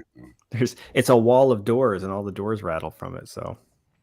Michael Walker super chat. I'm more excited to upgrade my Nakamichi to the Dragon when it comes out. Both the AWOL 3500 on 6200, 120 inches. Is it time to buy? Has anybody? This always comes up every day in my comment section. The Nakamichi soundbar. Has anybody ever heard this thing? I've never even seen it in person. Mm. I mean, the brand went out of business, so whatever has come back Hangout, is somebody rebuying up the old name and producing new stuff. Is there anybody? I mean, Nero's gone, so is there anybody left from the original company that's a part of this, or is it just some sort of reimagining? Or I mean, I don't. Let me just say this: 8 years ago, they were selling Nakamichi at Kmart because I bought a Nakamichi set of headphones. This is the dumper. They seem really popular, but that last generation soundbar, because it came out with two dual 10-inch subwoofers, I think, and then four pairs of rear speakers. I mean, at that point, it's like, is it really a soundbar? It's a home theater in a box. It's not a soundbar anymore. I mean, there's better soundbars out there. I mean, a soundbar is like the Sennheiser. It's a bar. A soundbar is one bar. Yeah, that should only come in a box. One Deep bar. Thoughts by Shane. Not dual subwoofers, not dual surround speakers. We're now talking about home theater in a box again. Yeah, that's a home theater in a box with soundbar, and it sounds killer. Yeah, home theater in a box with a soundbar. That's no longer a soundbar. But none of us have heard it. Apparently, I haven't heard it. I tell you what. There's a little story. Nakamichi had reached out to me. They're going to pay me $400 to review the first generation one. I think a day later, I was like, "Hey man, I didn't get any tracking number." So we decided to go with Techno Dad. I was like, yeah. I was like, okay, well, and that's fitting. Sorry, you'll do a great job with that. They were worried you'd be honest. That's the problem. Where do you hear this Marantz review? What yeah, I hear you review the Marantz. I'm not going to say nothing about the Marantz. You already know how I feel about the Marantz. I'm a vault dude. It's the opposite of a little bright. Little bright. Well, the second half of that question was the AWOL 3500 with the 120-inch screen. The AWOL for 6200 seems a bit steep, honestly. What's an AWOL? It's a ultra short throw projector. That's just another one of those companies, but supposedly pretty good. I mean, they kind of came out of nowhere, and I've been hearing good things about it for what it is. Yeah, Hisense makes it. I just found that out 2 days ago. Oh, that's really? Yeah. Oh, okay. People keep telling me that the picture's a lot better than the Hisense. So if it's the same manufacturer, I'm surprised the picture's any different. Yeah, I don't know what software they're Probably using. made in the same factory. Yeah. So somebody's asking me a question about the R versus S series Perlisten. Do you mind if I quickly take that? Yeah. So this comes up a lot, actually, about people wanting to know the difference between them in terms of sound quality. And I'll just say that the first time and every time since then that I've been able to, I mean, I don't have those set up around. I have just the S series in walls, but when I have been able to do demos between the R and S series, to be honest, 90% of the music we played, I couldn't tell the difference. And it's not really... that the S series is not good enough. It's that the S series is really, really good, but the R series is already really, really good as well. And that the difference between the two is relatively small and subtle. So there's certain music you can find that will pull up some of the differences. There are some technical advantages. The S series does have a little bit lower distortion, wider bandwidth. It does play louder. They do handle more power. They're a little bit more sensitive, things like that. and all of that has some value to it. But for the average person in a typical room, the R series is fine. The sound curve's the same. That's what Dan told me. It really is, yeah. It's hard to try to get that signature Perlisten sound. I tell you, dude, of all the high-end gear at that audio show, the R series was. I kept coming back. I was like, wow, I couldn't believe how good that system sounded. I mean, Kellen. I was gonna say, that was the only room really too where me, you, and Dan just kind of hung out about 45 minutes after the show was over, and he was letting us throw on crank it up, like turn it up. Yeah, proper demo. Are the beryllium tweeters? Is that basically just for SPL? Does it just play louder than the R series? Like, what's No, there's a little more to it than that. The beryllium tweeter has a higher breakup mode, and so that does actually help to extend the highs a little bit. So it's not just about getting louder. I mean, the Silk Dome has a breakup mode to it that's actually better damped than in the beryllium, but it's much lower. It's actually within the audible bandwidth of the speaker. So it does. There's more to it. I mean, like the motor is less substantial on the tweeters and the R series as well. It's a Silk Dome. Yeah. And then Tech Stream on the two. So the one with the beryllium, the S series, has Tech Stream for the two outer drivers, and that gives it a little bit better lower end performance, but not quite as good in the upper end, which it doesn't operate up there anyway. Just the beryllium one in the middle does. I can't give you a technical explanation for this, but every time I've heard a really good, not like any old, but a really good speaker that has beryllium tweeters in it, it seems to just sound a little bit more detailed, a little bit better than a lot of the others I've heard. And when I listened to the R series with the Silk Dome, I actually was surprised. They weren't being totally clear with us when they were switching when we first heard them. And I thought what I was listening to was the S series, which I had heard a couple times before. And was surprised, I guess, at how good the detail and high frequency sound was on that Silk Dome tweeter compared to the beryllium. Like, it wasn't as different as I expected, even though like I've had really good experiences with these beryllium tweeters in the past on other speakers. So, I wouldn't say it's about just a little bit more SPL. I think there's a little more going on than that. But I think the SPL actually is coming more from the beefier voice coil, bigger motor. Pretty damn close. Yeah. It is probably lighter. Is that true? Beryllium's got better off-axis response? I mean, in this particular case, they both have a good off-axis response. The off-axis response isn't really going to be based on the material. It's based on the design of the dome itself is going to affect it, and then the waveguide. And on the case of the Perlisten, the waveguide is going to dominate that off-axis response over the dome shape. And so really, it's about the same between the two. Is the like array or like the beamforming the same on both models as well? Or it is, yeah. I mean, it's different drivers. So the R series is using all Silk Domes for all three of those drivers in the tweeter array, versus in the, like I said, in the S series, you've got Tech Stream on the outer ones and beryllium in the middle, but it's the same concept. They operate in exactly the same way. And in the same sense that, like, all right, so if you go with the R5M or R5T, you've got the two mid-bass drivers, and then you've got those, we'll call them mid-range tweeters, and then the center tweeter. Those are all operating as part of the beamforming, and that extends the beamforming's bandwidth and the vertical out to the frequency range of those mid-bass drivers to a point, but it's limited. The 7 series adds the extra set of mid-bass drivers, and those are shaded in the same way that the tweeters are.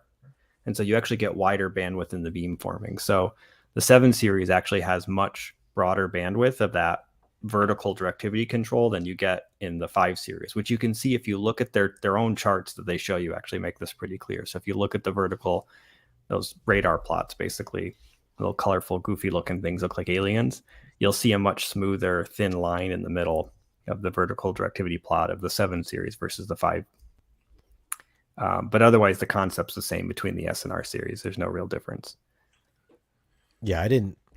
Not that I compare them side by side, but I listen to like the same 5 songs for every music review I do.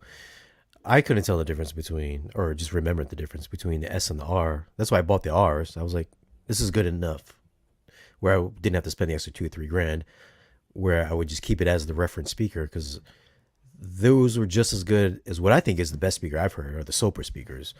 Those are still my favorite. But I think for the price difference, the R series, just as good. Dude, those Soper ones are dope. Yeah. Sopers in general are crazy cool. But here's the deal. They just don't have the SPL output of the Perlistens, even the lower series. You just can't get that kind of SPL output with a single dome tweeter. Yeah, but I think I don't know, if you're just getting like a little bookshelf like that or in your living room, are you really cranking it down? I mean, for music, Probably not. I think for a Yeah. lot of people, the average SPL capabilities of typical speakers is fine. Don and I have talked about this before. I mean, one of the reasons why I think people don't realize that a lot of speakers are not really adequate for like high-end home theater where you're trying to hit reference levels is that most people don't listen anywhere near that when they're just casually listening to music or even watching TV or maybe movies in their family room. But when you move up to that situation where you're trying to actually achieve we'll call it a proper theater experience, most typical speakers are actually not adequate for that just because they don't have the horsepower. They don't have the SPL for it in, medium to large rooms. The whole point of the Perlisten was to give you that kind of output capability, and really what they constitutes from THX standards is large rooms. Because I'm designing with Anthony now, reality is like my sense of scale of what's a large room has shifted because those rooms are like larger at another level. It's like I think this is only 8,500 square feet or cubic feet. Sorry, not square feet. 8,500 cubic feet. Kellen's got a big room that would require speakers that can carry that kind of SPL. Yeah. Kellen, I don't know the size of your room. Actually, I know nothing about your theater. How big is it? 1826 with 12-foot ceilings. Yeah. So that like the Perlisten would be kind of the minimum actually, and you may even in a room that large go larger yet to the next level. Well, he's got SoCal Utopia architectural in there now in the whole system. Yeah, I mean it's like you said, like for as loud as I'm playing it, like it's plenty loud. But if you are wanting to go to the next level, I mean, yeah, I haven't really pushed it too hard because one, I really hardly ever have time to enjoy it in the first place, but two, it's just I'd rather just enjoy it instead of. There's truth to that. Is this when you're trying to do a personal cinema for somebody like Matt and I are working on a room that's like what 12.5 cubic feet, 12,000. I think people keep giving lower numbers. I swear we calculated it out to like 16 or 17,000 cubic feet. It might have been. It's massive room. So we had to really work with a manufacturer, and actually Matt was instrumental in that and created a whole new LCR for that, and actually named it after Matt, right? I named it after Matt. I don't know what they did. Whatever. But yeah, I mean, Matt really helped me understand a lot of things on that because we'd always done like clips JBL synthesis or the big triad horn loaded and various different systems on that. If you go behind a screen, you have an acoustically treated room that's large. It's nice to have that horsepower. It really is, but it's not necessary for normal people listening. No, and that speaker that I designed for that room is ridiculously over the top. It would be excessive for any sort of normal sized room. Even Kellen's room, which is actually a pretty big room, it would be an excessive speaker for. It was designed specifically to give. Yeah, it's got 6 8s, 3 giant ribbons. In a waveguide, and we're getting some boost from the waveguide too. I mean, the speaker will hit, but so we maxed out a version of this that didn't have all the tweeters working at like 121 decibels, I believe, using M noise, and I think we estimated that we should be at 129 then with the full system working. We haven't tested that yet, but once we get the full version, we'll probably do that. And knowing Shane, we're probably going to blow it up in the process just to see. So I'll be like, well, it blew up at 131, but 129 decibels, is a lot of output for a speaker that isn't using pro audio drivers. And that was sort of the goal. I think you should do a video on like regular home speakers, hi-fi speakers versus speakers that are designed for like large spaces. That's actually a good idea. That's a good. You want to jump in on a live stream with us? We're going to pick our weekly live stream back up. Matt and Don show, or Don and Matt show. Sorry, the Matt and Don show. We're gonna the Matt and Naim. We're gonna we're gonna bring a bunch of guests, a lot of really cool people on, but that'd be a great subject. What is the difference between a Meyer sound or a Sendo or one of the KRA or whatever higher output speakers, or just like a Meyer or a Sendo versus like those brands versus like why you wouldn't use like a KEF Q series for a space like that.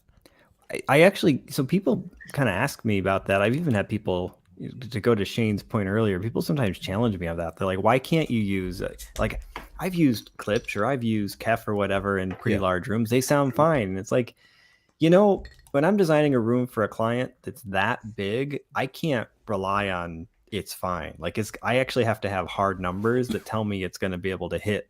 It's got to be 105 decibels at the listening position for each one of those LCRs. Reality is none of those speakers can come close to it. So you have to get up to something like a Meyer Sound or a Pro Audio Tech or Corkay Array or any of those. And then for us as designers, it's about picking what a brand that has at that output level a sound quality that's good enough, because it can be really hard to get speakers that rely on those Pro Audio drivers that also sounds really good. There's a lot of companies that have been on the market a while that are really offering, man. Yeah, I kind of mediocre products. And I think it's hard for normal folks to envision being in a big space with kind of a normal Best Buy type of speaker, to know how that kind of speaker would fill such a large space. Because when I went to the Ascendo Theater, he was cranking the 80-inch. I was like, yo, that 50-inch probably is not going to be big enough for this room. He goes, no, absolutely not. Maybe two 50s. And the 50s are big subwoofers. But to be in a space like that, all of those are big subwoofers, yeah. But you can tell standing there, I was like, oh, 50 is not big enough for this. He goes, no, it's not. So for folks to get a grasp in their head, like, yes, this can hit an SPL in this size room, but not in this size room, I think is a topic that you should talk about. Yeah, and somebody's asking if JTR counts as good sound for large rooms. Yeah. JTRs are pretty decent speakers. I think they sound decent, and they definitely play loud. M&K is not Pro Audio, no, and they don't play loud enough. Not anymore. I mean, there were near field monitors. We used them for theaters before, and they played pretty loud, but I mean, they're not. They were good for what was called a THX large room, which is still something that's going to be under 5,000 or 6,000 cubic feet. And that's still, the reality is, as apparently Kellen can attest to in Texas, homes have gotten bigger in the US. And as a result of homes getting bigger, theaters are getting bigger. So the average theater is now really more in that 3,000 to 5,000 cubic foot room. Slightly above average theaters are 5,000 to 7,000 cubic foot. Like, those are much more common than they used to be, whereas that used to be pretty unusual. And getting a 8,000, 10,000, 12,000, 17,000 cubic foot room is actually not unheard of. And because of that, we need speakers that have the output, the horsepower to really deal with that. Yeah, just because a tower is a big tower, I repeat, does not mean it's going to play at sustained volume levels. The size of the speaker actually doesn't matter at all. Right. Yeah, it's the individual drivers end up becoming the limiting factor in many cases. The tweeter is the most common one. So Aaron and I actually got into I won't call it like an argument, but a little bit of a disagreement about this. But what you'll find is that, yes, the mid-bass drivers tend to give out pretty early, but you can add more of them in a speaker. You can high pass them. You can do things like, this is actually part of how both Focal and Kef work with their in-wall stuff. You can take their top of the line in-wall speaker, and then you can do an array with an additional, it's like a sub module. One of the reasons to do that is not to use it as a subwoofer, but actually just to give you more output in that 80 to, let's say, 200 hertz range, where the driver starts to become a limiting factor. But at some point, you're going to hit the limit of the tweeter, and that's actually the thing that you can't overcome. So whatever the tweeter can do, that's all it can do. You can't add another tweeter to get more output out of it. It's just part of the design of the speaker. So in these larger rooms, typical dome tweeters just don't have the output to handle really, really large rooms. And it doesn't matter how many mid-bass modules or whatever you add onto it, you're never going to overcome that limitation. Well, I think you guys should talk about active speakers as well, because I think that is an important topic that's not really covered a whole lot, and it kind of segues into, I wouldn't say really the pro audio world, but mainly that's where you kind of see it. For right now anyways, there are some I've been in the theaters that have been built from various different people over the years. You'll go in, they'll have a set of towers, and they'll have a bunch of subs, and they'll crank it up to ludicrous level, and the guy's like, it's that rocks, don't it? And I'm like, kind of compressed. I mean, it just doesn't sound right. I mean, it'll play louder, it's just not clear and clean and articulate like you want it to be. You talking about powered speakers? No, I'm just talking about conventional speakers like B&W, Kef, whatever brand. Oh, that turned you up have. really loud. Yeah. Turned up really, really loud, cranked underpowered, usually with just a big receiver running it with several subwoofers in it. It'll play very, very loud. Yeah. And shake the platform, and people think it's great, but it's not. It tonally changes as you crank that volume, and it almost gets to the point where it's harsh. It hurts. That actually is a common thing that you'll get people talking about. I don't like to listen loud. And in many cases, what they really aren't realizing is that they're reacting to the distortion, which creates a harshness. Bingo. And the first time you hear a speaker that's capable of like a lot more output, often it's sort of an epiphany that it's not about you don't like listening loud. It's you don't like listening to speakers that are compressing and essentially are being overwhelmed by what's being sent to them. The other one is clipping amplifiers. I mean, it's not uncommon for a speaker to have a bit more output than you're actually getting out of it, but the amp is just clipping, near constantly because you're pushing it to its limits. And that's another thing that I think people sometimes react to and just say, I don't like to turn it up that loud. It hurts. It's like, yeah, listening to a clipping amplifier hurts. Mm-hmm. It's like those Perlistens we listened to this weekend.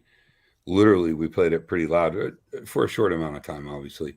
But as that volume rose and rose and rose and rose, and it tonality didn't change, it didn't hurt. It just was just bigger, it just louder. I mean, it wasn't painful at all.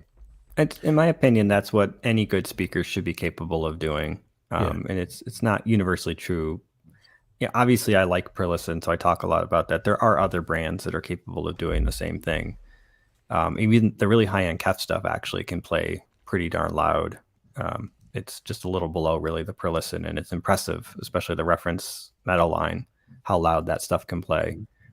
And then you get into stuff like Meyer sound. I mean, that's the next level. You're talking about another 10 plus decibels of additional output you're going to get out of those types of brands, or Pro Audio Tech is another one like that, or JTR for that matter. Would you say that having powered speakers are better than using external amps? Well, external amps can still, I mean, I think when you say powered speakers, what you mean is like an active design, right, Kellen? Yeah. So that still may use, because I'll just say, like, personally, when I'm designing theaters, I don't like speakers that have the amps built into the speaker. I prefer when they're rack mount, and it's just a service thing. It's just a little bit trickier to have to put yourself in a situation where the speaker potentially you got to run power removed. to every location. Yeah. I mean, there's so I mean, same thing with it's not, that's not my favorite, but it's not, that in of itself isn't, but that's not the point. So in terms of active versus passive systems, which is really more about the crossover and how that's handled, active just gives you a lot more control. So you can design really, really good speakers that are passive, but there's going to be losses in the crossover, and there's a limit. I mean, it costs a lot of money to keep putting in all those elements, those parts that give you that extra degree of control. And you're never really going to equal what you can do with DSP. I mean, with passive, maybe 3 or 4 bands of EQ, so to speak, could be done with trap filters, and then, per driver. And then you're going to have, maybe up to 4th order without having to get into some tricky kind of designs. With active designs, you can get away from, you can use FIR filters, for instance, to do much more sophisticated crossovers that are phase perfect, and you can create a transient perfect speaker. You can have 100 bands of EQ, per driver. I mean, it's just a lot more flexible. And so you can make a more perfect speaker that way. The disadvantage is that it needs to have really good ADDA conversion, and you're kind of stuck with their amp too. Like, if you don't like their amp, if it's not a great amp, that can be an issue. There's not many speaker companies doing that yet, having fully active capability like that. In the really high end stuff, it's pretty common. So in those really big speakers we were talking about, like the Pro Audio Tech, the Meyer sound, those are all active. And that's just how that is. Even Anthony, the Grimani system speakers are fully active too. So at that kind of level, everything is for the most part active. But at the more not mid-grade, kind of residential speakers, residential stuff, that typically is passive. Doesn't it take the guesswork out of having to choose amplifiers for your speaker, because it's already pre-planned for you, it's already done for you? Yeah, but I would also say people who are buying those kinds of systems probably aren't picking their own amps either. They're letting the designer handle that. But I suppose from a designer standpoint, it means you don't have to sit there and like learn 10 different amp lines. You just, if you're doing Meyer sound, it's the amps are part of the package. In fact, they are built into the speakers typically, and you have to run power to them. And so you just go with it, you learn it. They've got software. I mean, one of the nice things when you're an integrator is you want to be able to monitor the system, every aspect of it. You know, something's going to go down, you want to be able to log in and figure out what went down and remotely, you know, reset it, something like that. So with most of those brands, you've got QSys, and I forget, what is Meyer Sound, what do they call their control software? Gosh, you had to put me on the spot like that. It's not that important. But anyway, the point is they've got, you know, something like that. You know, Don knows that for a lot of the other equipment that you know, we all like to use, Oversee is a pretty common monitoring software option that we use to look at that. Like, you know, having, let's say, Oversee plus one other system, not a big deal. But like if it's Oversee plus the Meyer Sound system plus QSys plus, you know, I don't know, whatever channel has. Overseas in the new Sony receivers, by the way. That's true. So, Matt, they're using the Galileo Galaxy for their outboard, like DSP and everything like that. That's rack mounted, and then the software that controls everything is called Compass. Compass, that's right. Yeah. The in-house deal that they created. Does all right, let's say you're putting together a really big theater, or you got like 30 speakers or whatever. Doesn't matter if you're going with something like an Anthem or a Trinov amp or more pro gear like a Crown or something like that, because everybody always talks about Crown amps. Whereas like you get something like a Trinov, obviously it's more. Which one? Crown makes cheap ones and they make badass ones. So I would assume the badass ones. Badass ones, yeah. I mean, the performance of even the best Crown amps is still not going to equal like what you're getting out of those Trinov amps in terms of distortion and noise. Right. They're actually kind of mediocre in that regard, the distortion and noise performance. But for a lot of people, I mean, they put out a ton of power, which is really what they're designed for, is putting out a lot of power in a reliable way in, you know, a 2U unit. If you want the lowest possible noise and distortion, you've got a dedicated theater where we've made it soundproof and we've made the room have like, you know, a 0 dB noise floor or even less. Personally, I wouldn't put Crowns in there. I wouldn't put anything like that in there. I probably would stick with the quietest amps I could find, because you're going to hear the hiss from the amp otherwise. Right. It's always been a problem. I've done a bunch of Crowns, and from churches to Crowns around subwoofers and all that, and they are noisy. I mean, you know, you've got the crowd that says they're just as good, and yeah, I'm not going to get in that argument because that's very heated debate. But they're commercial amps designed for PAs and churches and loud commercial systems. Yeah, they're robust and reliable, and they make some really good ones, but they're just not as good as a really well engineered and usually pricier amp. Okay. How important would you say it is to match your amps with your speakers? Like if you have a really high sensitivity speaker, how important is it to match it with an amplifier so you don't hear the hiss coming from I think that actually is pretty important. So one of the common complaints you get from people that have really high sensitivity speakers is that otherwise quiet amps are suddenly noisy, hissy, you know, machines. It's actually Anthony, I got into discussion about this because his speakers use really efficient drivers. And in particular, the compression driver on his top speakers is a 120 plus dB at 1 watt. So what happens is that you're running at the noisiest part of the amp at really high levels. And so from a design standpoint, you typically would want to try to address that with something like an L pad that helps to bring down essentially the sensitivity of that tweeter, so that you're running more power out of the amp and you're getting into the range where the noise has gone down quite a bit. But I mean, another maybe better solution is use something like a Purify amp, for instance, which is about as quiet as it gets. You're just not going to have any noise issues anymore with something like that. So what's up with this Galvatron, dude? Like, why are you even here, dude? No, you're not supposed to address the trolls. You're supposed to skip past it, read it, skip past it, and just ignore it. I know, but fucking, we're all having a cool audio conversation. These are the people that are like, there's diminishing returns after you get a certain point. These kind of people that say that. Hot pockets and like, what the fuck? These are guys like clips are just as good as focals, as folks that say this stuff. Sure. Shane, you have interesting viewers. That's all I can say. I don't understand where they come from. Like, why would you even take the time to do that? Like, oh, I'm gonna show them. You know what I mean? Like, nobody gives a fuck, dude. Really? Like seriously, I just it still kills me how people are. You know what I mean? So, anyway. Can you mount an ultra short throw projector in the ceiling, still in front of the screen, as You opposed can. to on a They stand? say you can, but you can. I've seen it Well, done. you can't though with those like Samsung or Hisense or AWOLs because they won't work upside down. So they're Well, designed you only can- to you- work. Samsung will. You can with the Epson. Yeah, but not with those other ones. So any of these like all-in-one deals they've been selling that you know like Oh, like the little like soda can ones? no, I'm talking about like the Samsungs or The the other brands, AWOLs yeah, or those have gotten really popular or the Hisense, which apparently is the same I as think the the AWOLs Sony or you whatever.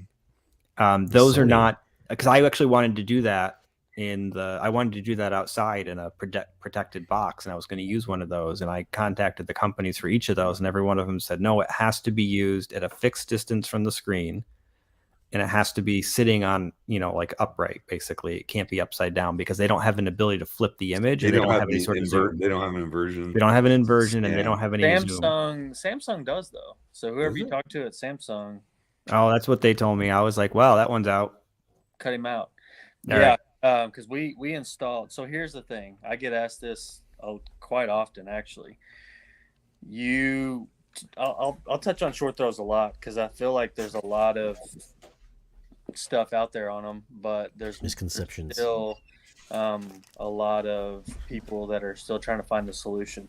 But the Samsung, if you flip it upside down, you can no longer really use the screen that's used for ALR, because now the whole point of, if you have a traditional ultra short throw and the screen material is jagged, like the sawtooth design that helps catch the light shining up but help reject the light shining down. Well, if you flip the ultra short throw upside down, well, now it's going to try to block that light. Well, then everybody's just saying, hey, flip the screen upside down. Well, now you're catching all the sunlight and all the ambient light too. So you have to, if you're going to ceiling mount an ultra short throw, you would like to, I don't ever like to use the word need to, but you would like to use it in a dedicated room as much as possible, because you're going to want to use a non-ALR ultra short throw screen. You also Probably would just be a standard white screen though, right? At that point. So you got to be careful with white, because if the ultra short throw is a decent short throw and has a higher output, you can get some hot spotting with a white screen. So I always just like to do a negative gain screen, like a pure gray from SI or pure gray from Stewart. I think EPV has one as well. Dragonfly, high contrast gray. If you're a snap guy, a lot of people say that you can do an acoustically transparent screen with short throw. You cannot do a woven screen. I actually consulted with a guy that was being told that was the route that he needed to go from a very respectable company. Really? No way. Yeah, I'm not part of the bus, but I was like, man, here's the best thing to do is just write it out with them, because after you have a bad experience, like, they're going to be the only ones that can help you because they recommended that route to go with. It's just hard to place a center channel if you're using a horizontal center channel with a short throw projector. Yeah. I mean, And so if you can do an acoustically transparent screen, but then it goes back to, you can't use an ALR. So like, even if you're using slate, for an example, yes, it's an ALR screen, but the trajectory of the short throw is not the traditional sense. It'll reflect it. Exactly. It'll be trying to block it out. So A slate or a black diamond, they just don't work. I think you have to buy a proprietary screen with those, or one built for that. Right. So Yeah. there's some shortcomings to them. And if you're using an acoustically transparent screen, you do need to use microperfed, and then that goes into another segue of how far away are you setting from it. Well, then that becomes a conversation of, most of the time it's a retrofit for a living room, so you're not setting 14, 15 foot away to not be able to see the microperfs. Have you done that, a microperf screen with a short throw? I didn't know you could do that. That's the only one that I have not done it. I try to stay away from it. And I always say too, is like, you're already going down the untraditional sense of, doing a home theater, let's do a traditional projector, rear throw, acoustically transparent screen. You're already compromising doing a short throw. So what's it really matter to you if the center channel's below the projector, or if you can find a slim enough speaker to fit below the screen or an in wall below the screen? Compromise though. Yeah, you're already compromising. So what? Because I would use one for other than that, but I have no place to put a short throw projector. Yeah. So that's my take on short throws. Have you guys installed any ultra short throws in like a high end dedicated theater? I wouldn't go as far as to say it's high end. Dedicated theaters, yes, because there's still the customer out there that wants the simplicity of, hey, I really like Samsung TVs throughout my house. I really like the Tizen software that's built into the short throw. It's familiar. I just want to arc it back to a receiver, and it's just like, okay. But a lot of times, if we'll have the customer that kind of already has a plan in their head, and we kind of just like, make sure it'll work and bounce our ideas off of it. But most of the time, we're helping that customer from the very beginning to finish. So it's not so much of that, but. So someone here is asking about rear projection. I'm curious.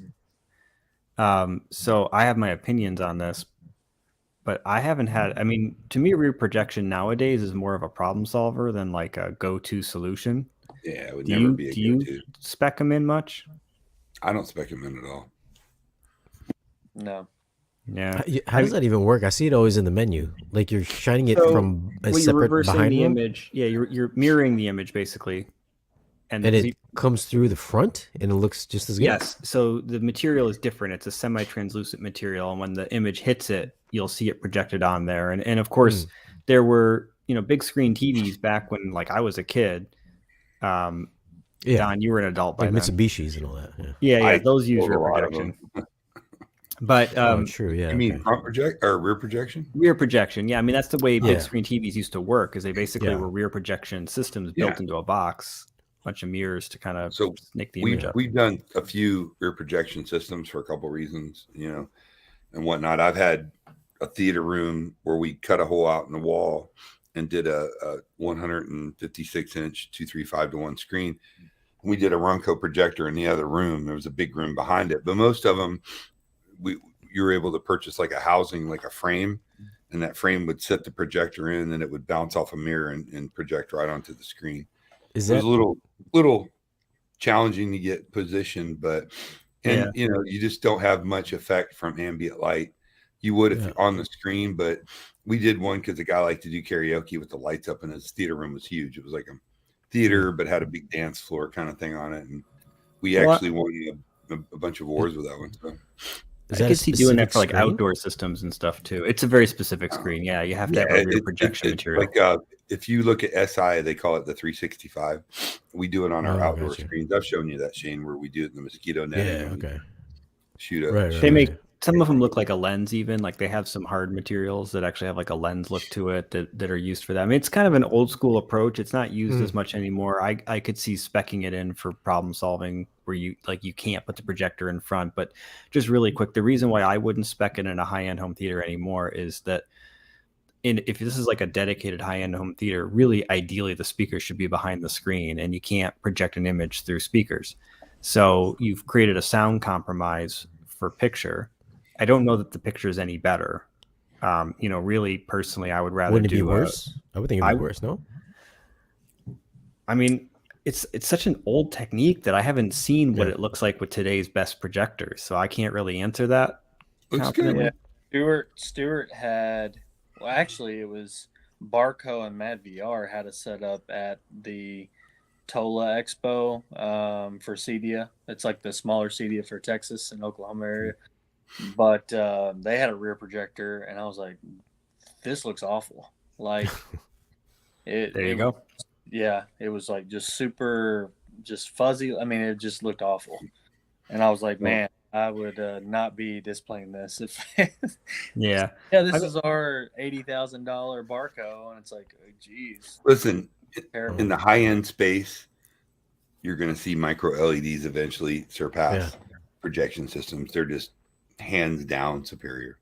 Yeah, they're awesome, dude. You know? So I mean, fucking Matt's sick. seen them.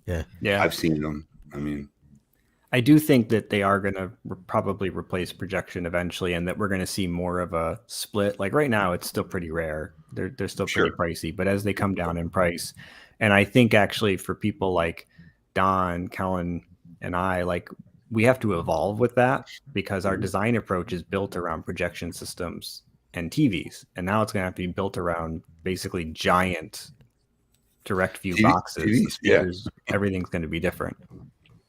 But then the center channel thing is going to be, It creates a new challenge. If you've never seen a really good 4K micro LED installed properly, you can't have an opinion yet because it's like a giant TV. It literally is, full HDR, Dolby Vision. I mean, it's just Well, and like HDR really was built around, what is it, 10,000 nits was the standard? I think 1,000 or 1,100 is the minimum that you have to have. Something like that. I thought there was like a brightness that was like... Yeah, it might have been higher, but I'm just saying that as a reference point. Yeah, but no projector. The point is projectors are not even close to that. They're like it can't even get close. No projector. Yeah. So I mean, I saw the LED at the RLED in Germany. That's rated at 1,000 nits at 260 inches, which was blinding. I can only imagine what 10,000 nits would look like. Yeah. Cool? I mean, it's supposed to be mostly just for like really bright specular highlights. Like I think the concept would be if you walk outside and it's really sunny and you're getting a reflection off of a car that's really shiny, that really shiny part would be blindingly bright in real life. But on a movie, typically it's not even close. So to give you that more realistic view. Plus, I think we already have been driving people deaf with home theaters. Now we need to start blinding them too. Well, if you stand up and look back on one of those Christie's or the $100,000 Sony, those will burn your eyes. Yeah, it was crazy because 20,000 ANSI lumens. They had the Barco Freya Plus there, which was I thought it was amazing. I was like, holy shit! I was like, yo, this is by the way. Yeah, I was like, this is the sharpest projector I've ever seen. But then he was like, well, I'm gonna raise the screen. We'll look at the micro LED. And I was just like, it was like the heavens opened up, man. I was like, oh my god! No, if you've seen a really good, and I'm not talking about one at a stadium. I'm talking about, really good, like a good one, micro LED. It'll change you, man. Anyways, I can't talk about it, but I've been around and seen them and spent some time with them, and it's enjoyable. What's cool on them is video games. PlayStation, Mario Kart. What's that? Is that Mario Kart? I don't know. Yeah, Mario Kart on 260 inches is awesome. Come on. Probably Kelly, regarding home theater automation, do you prefer Control 4 or URC? Ask Don. I know the answer for Don. I know the answer too. I mean, listen, URC makes a good product. It's reliable. But URC makes like cheap remotes and then they make a control system. Mm-hmm. However, it's not as capable as Control 4. Control 4 is it streams audio and does a lot of things. I'm intimate with both systems, and I'm telling you, Control 4. But URC. I mean, Control 4, you have to have an authorized dealer to control it. I think URC wants you to, but I mean, they're both good. Depends on your budget. What do you want to do? If you want to really expand that automation control from one room to a whole house, Control 4 makes more sense. I think in a single room application that they're both comparable. Where does Crestron fall into that? Well, they're not really shipping too much stuff right now. Now, Crestron is a higher end system, requires definitely a much more expensive system. It requires a lot more programming. It's all custom programmed. Not really Control 4 is a much easier system to program. That's why Control 4 has exploded to be the biggest home automation company in the world. Crestron is very reliable. It's used in large applications and deployments like, NASA military installations, Fortune 500 company boardrooms. It's a great product. So, but it's a lot more expensive. Are any of those? Well, is Control 4 end user adjustable? No, none of these are adjustable. No, you got to go to Google HomeKit or some. I wish Harmony went away, but yeah, it's. Listen, a lot of people are like, I don't need that shit. I want to program myself and get on there. I mean, infinitely more capable than a Google HomeKit or any of these systems out there. Yeah. And they can be a true home automation system, and they're very reliable if the network is properly built for them. Depends on, on each person. My clientele, and in a lot of ways, Matt's clientele, they just want to write a check. They don't give a shit. They don't want to program. They don't want to adjust. They don't want to calibrate. They want to come home, put on a t-shirt, open a bottle of wine, and play music and adjust their lights and watch TV, or go in their theater and get blown away. That's the deal. We're not here to go, everybody's wrong on the do-it-yourself market. That's not, because shit, I'm do-it-yourself money myself personally, but our clients, that's what they want to do, right, Matt? They just want to write a check. No, it's absolutely true. Most of the people we deal with don't want to touch this. They don't even really want to talk to us. They've got somebody else talking to us. Yeah. I mean, I suppose that depends on the market level, but there's at the highest end of the market, you're dealing with people who just want it to work. And in fact, one of the reasons why, I mean, Don, you taught me this. One of the reasons why you spec in systems like this is because we have to be confident that what we're speccing in actually is going to be reliable for the client. Correct. And so like you've said to me before, things like, well, Matt, like it's good, but are you confident that thing isn't going to go down, once a week or once a month? And then it makes me think, well, gosh, I don't know. Well, that's what that they pay us for. I mean, they pay us because they're trying to pick out kitchens. They're trying to figure out, work with their interior designer, work with their builder. I mean, we do high level stuff. I mean, it's cool. You know what I mean?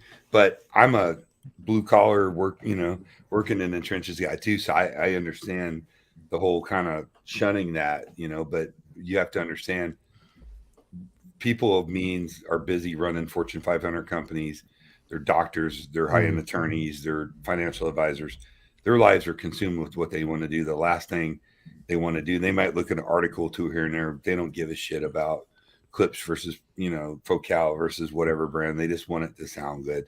Yeah. Some people are a little different, but from the most part, they just want to write a check. And then that's where we have to deliver what we promise to them. And so we do all the research, and we do, literally my company, we do hundreds of jobs of all kinds of scale, from $10,000, $15,000, $20,000 jobs up to over $1 million projects. I mean, in the biggest, literally the biggest homes in America. I mean, for like you and Kellen, what is like the average price point of a home theater setup? Let's just say home theater setup. Nothing, no multi-room stuff, but like home theater. What do you think the most, the average amount of money that people spend? Now, what does that mean? Does that mean acoustic treatments, seats, platform, lighting? Like do most people spend not just a projector and speakers and a receiver? Like, does somebody come to your house? Most people spend, hey, I got 10 grand I want to spend on this. Or do the average folks say, people say, I got 50 grand to spend on this?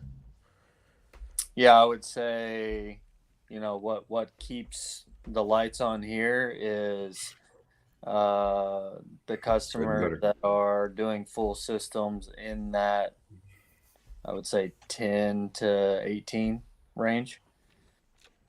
I mean, I'll have, not the scale of Don's company at Haven Smart and things, but you do big theaters though. I mean, you do. Yeah, we have a couple of great projects that we did last year that I was a part of, and we haven't really been able to showcase those yet, just because it's one thing that we are learning too, is some of these larger projects take forever. Yep. So, I had a several $100,000 theater in Los Angeles that'll be wicked. A couple of really good ones in Dallas and things like that. So, yeah, we'll have the occasional, I would say really good theater, but for the most part, we're doing $12,000, $15,000. We're probably doing 3 or 4 of those a week. So. I've got projects that I had done all the design work on back in like 2020 that aren't done yet. Yeah, it's crazy. I can only imagine. I'm trying to like get my portfolio together, put it on my website to show people what I've done, and like the coolest, biggest projects that I'm either actively working on or my work is done, but like I don't build the theaters, I just do the design work. They haven't even drove the first nail or anything yet. Yeah, there's a select few groups of people in this country, very select, that do the big Keystone theaters. I'd love to tell you that every week I'm doing, $1 million theater. I wouldn't be driving a 4Runner. I'm just saying, you have the Anthony Grimanis, the Keith Yates, a couple of the design groups. Then you have some high-end integrators, California, Chicago, New York, Miami, sometimes in Colorado, and that varies obviously because clients have multiple homes. And you have these high-end integrators like we are, who we're so busy. We do motorized shades, we do circadian rhythm driven low voltage lighting, that's RGBW. We do a whole home. Although I know a ton about acoustics, I'm not an acoustician. I know tons about this, I know tons about that, but I bring in Matt Poes now does all of my high-end theater design because he's a badass and he's at that maximum level of the Grimani and the Keith Yates. There's a lot of stuff goes around there. There's not tons and tons of these things being cranked all the time. And of course, there's also a bunch of what's the fish that swims on the shark that sucks on the back? What's that called? Anybody know? Leech? Whatever. There's a lot of dudes out there claiming to be, they wear bright colored shirts and this and that, and they've got a great marketing campaign, and they're basically fucking snake oil conmen, and they're putting in theaters that just, hurt your fucking ears, man. I mean, Matt and I have experienced that. I'm just saying there's a bunch of them out there that claim to be experts, and when you actually get, and the client doesn't know, people associate loud with good. Where does yours done? Where do your clientele come from? Like I understand where Kellen's would come from because he's on YouTube and shit like that, but like where do you get your clients from? Like how does this even work for like the people that aren't on YouTube? Most integrators get their clients from, well, it really varies, but home builders, high-end home builders. I mean, ultra chic high-end home builders. We get clients from social media, people seeing our work, awards that we've won. Interior designers. Referrals, interior designers, architects that consult with us. So when a client brings me into a project, 90% of the time it's just not for a theater room. 95% of the time it's not. It's for a complete comprehensive system, from wiring to power management to lighting to shades to security to surveillance cameras to enterprise grade ruckus driven high Wi-Fi networks that rival any Wi-Fi you're ever going to find any place. Landscape audio, outdoor systems. I mean, I put beam sensors on docks and surveillance cameras that monitor landscape audio. So it's a really comprehensive thing. And a lot of times we get a client, not a lot, but more, sometimes we get a client that's building a media room or a high-end theater room, and they want to do something on scale with the house that they do. However, somebody like Anthony Grimani or Keith Yates, and I include Matt Poes in that, people are specifically seeking them out because through social media, word of mouth, whatever, to specifically do a theater. Matt, nobody's coming to you right now and saying, I want to do a whole home system, right? No, I would have to defer to somebody else because I don't know how to do that. That's not my specialty. Yeah. So and literally each individual segment of what we do is its own discipline. Like motorized shades, that sounds easy enough, but what kind of shades do you want? You want darken? You want double, dual roll? How do you want them to sit? I mean, it's maddening. There's a ton of work that goes in that. Lighting control. Right now, we're starting to do, instead of from an electrical panel to a switch to a bank of lights, now we're doing these panels that go with a category cable, like a category 6, that go to low voltage lighting. That's controlled by what's called a DMX processor. And these lights are tunable. So they cover a full spectrum of light from a, 2000 Kelvin to 4000 Kelvin or whatever that ends up being. So we're able to actually do, if you guys don't know what circadian rhythm is, you should look it up. It's basically how the phases of the sun and the rotation of the sun around the earth affects all living creatures, from plants to animals. So in the morning, we have systems that'll actually go to a certain brightness that mimics the outdoor light brightness in the morning. And as the day progresses, that light slowly increments up. Then as you reach a certain point, comes down. I mean, that's cool. So we're doing a lot of state-of-the-art stuff. We're doing this thing called Josh AI, which is basically an Alexa on steroids. It's an artificial learning system. So if you go into a room with Alexa, you go, hey, Alexa, play Stevie Nicks, right? And or if it's another area, you have to name that out. It's kind of limited on what you can do.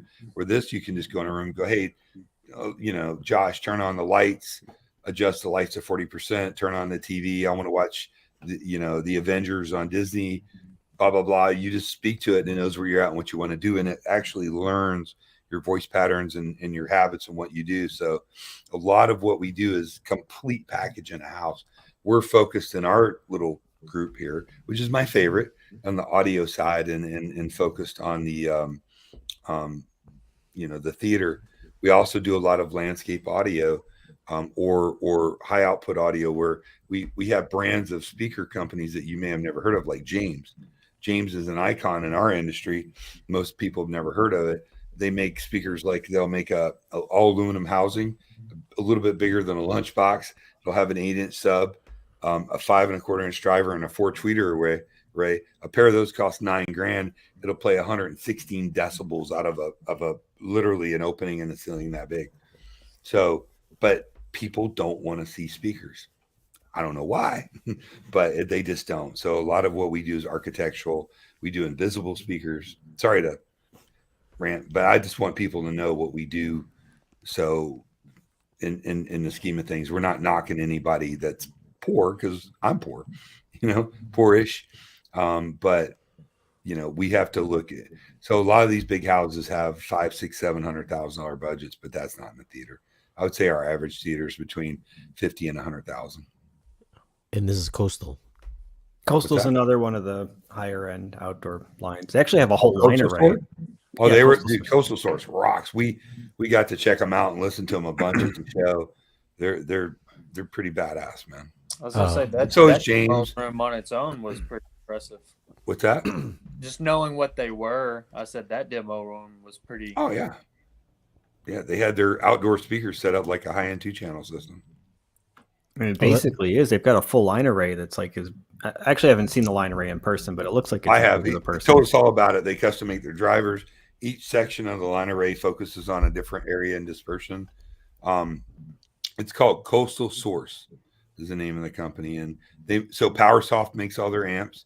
They make their own proprietary wires, so you can run this thick you can bury it, super durable cable, and you can run it to one speaker, then run it to another, then run it to a sub, and run it to another. Yeah, everything was data yeah. That's what I thought was really cool. And then they do their own design services as well to make sure coverage and everything. So that was PowerSoft makes their amps, Matt, and they make their own.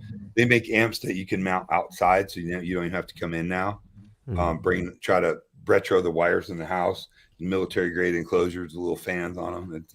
It's those speakers right there, Shane, that you're showing on the top picture. Those are $20,000 a pair. But I mean, they'll play like 120 dBs. Are insane for outside. Built-in subs.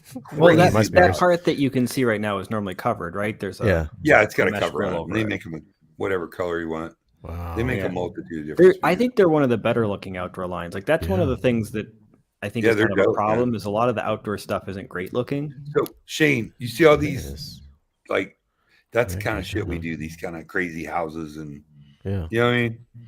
High end retail environments or art studios or whatever. I mean, that's a lot of what we do as integrators, where people just want, the best. They want to hide it. They don't want to see it.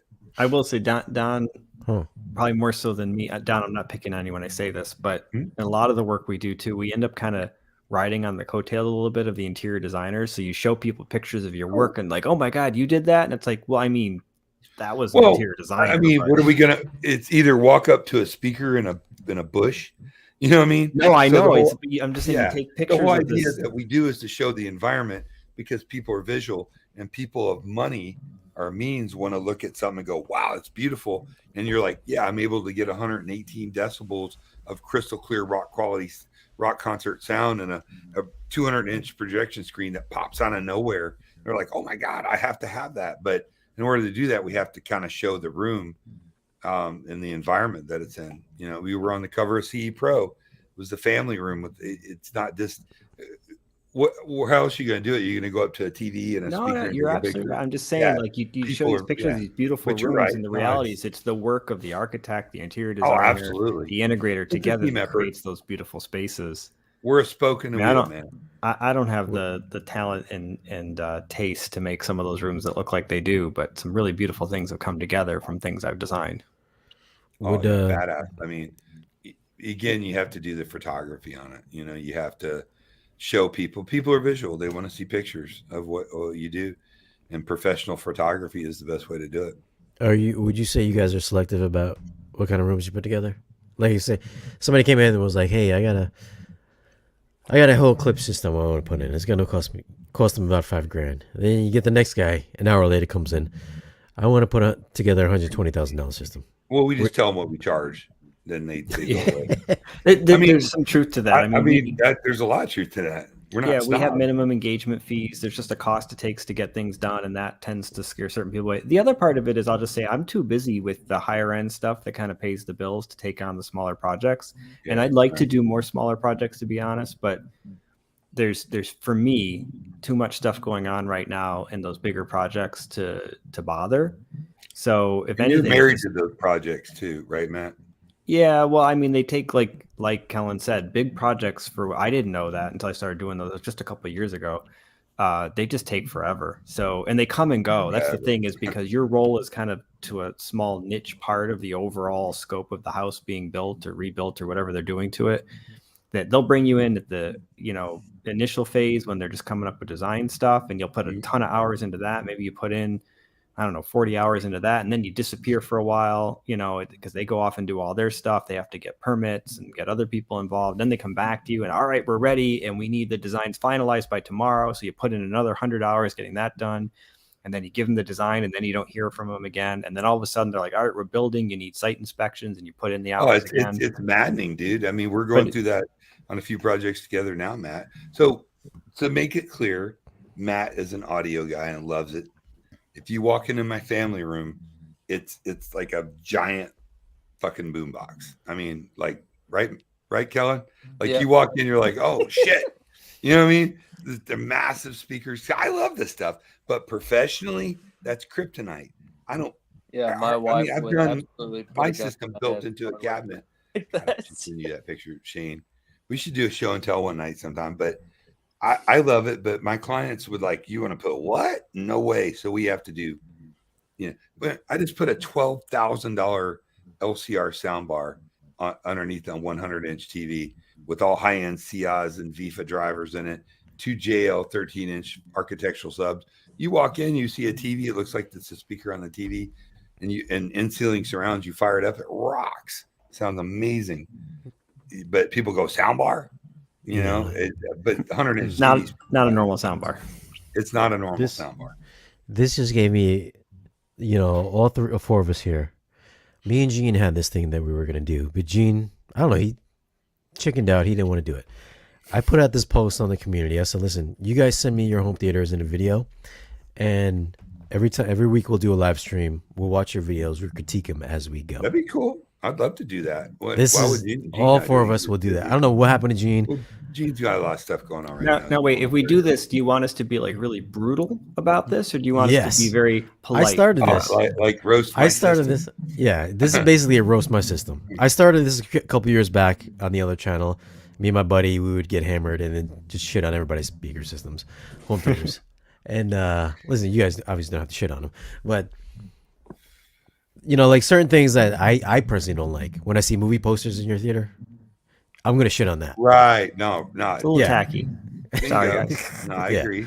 Sorry, it looks cool, but I have a few lined up already. So the next time we get on, maybe next few days or so, I'll line them up. I'll line up the videos and we'll do it. Yeah. They play 100 the home theater critique. No, it'd be fun to do. I mean, I don't want to be brutal to anybody because look, man. No, you got to be brutal. Because every time you see one of these home theater tour videos, everybody's very, But I'm the polite. biggest sticker on YouTube, and I don't want to be brutal. So I mean, come on. No, you got to be brutal. Well, and I think, but you know what? Here's the deal: these dudes I'm sorry, did I interrupt you, Kellen? I didn't mean to delay. Pose. But it was me, but that's fine. I'm used to it. He's used to it. Never mind. I'm gonna shut up. Go ahead. Matthew Poes is way more profound. I was just gonna say, at the end of the day, I think all people's home theaters probably have various compromises. There's some people make just dumb decisions because they don't know better, but there's also people who made a decision. It was a conscious I have in my own house, both systems have conscious compromises made to them that you could shit all over if you wanted to. There was a reason why it was done that way. You know, there was reasons it couldn't have been done a different way, or you know, doing it a different way would have caused other problems, but at the end of the day, that was the decision I made. Even in like really, really high end, like cost no object systems, we make sometimes decisions that from a distance, they look stupid, but there was actually a reason behind the decision. It was a compromise. It wasn't the optimal way to do it, but it was what made sense. So I think there's like things that aren't optimal, but you just didn't have another way to do it because of circumstances. And then it doesn't matter. Nobody will hear the difference, dude. Probably not, which is why we make those decisions. But then there are stupid decisions where people like, you know, like I mentioned the left and right speakers mounted to the left and right wall of a room. That's a stupid decision. That's not where they go. Right. Oh, I'm on these forums, like the Focal forum on Facebook. These dudes will buy like grand utopias and shit, and they'll have them right next to the wall pointing straight. I'm like, dude, what are you doing in Thailand? But what are you doing in Thailand? Come on. On like, glass seriously. racks with windows and tile Just floors. crazy. like really they just throw money in at the wall and hope it's al dente, you know what I mean? Are we allowed to make fun of things like headphone speakers? Please, everything, man, dude. So you know, on everything. Chain, this is Shane after hours. Let your hair down. Well, Shane told me about this idea about mounting speakers like right next to you like this for headphones.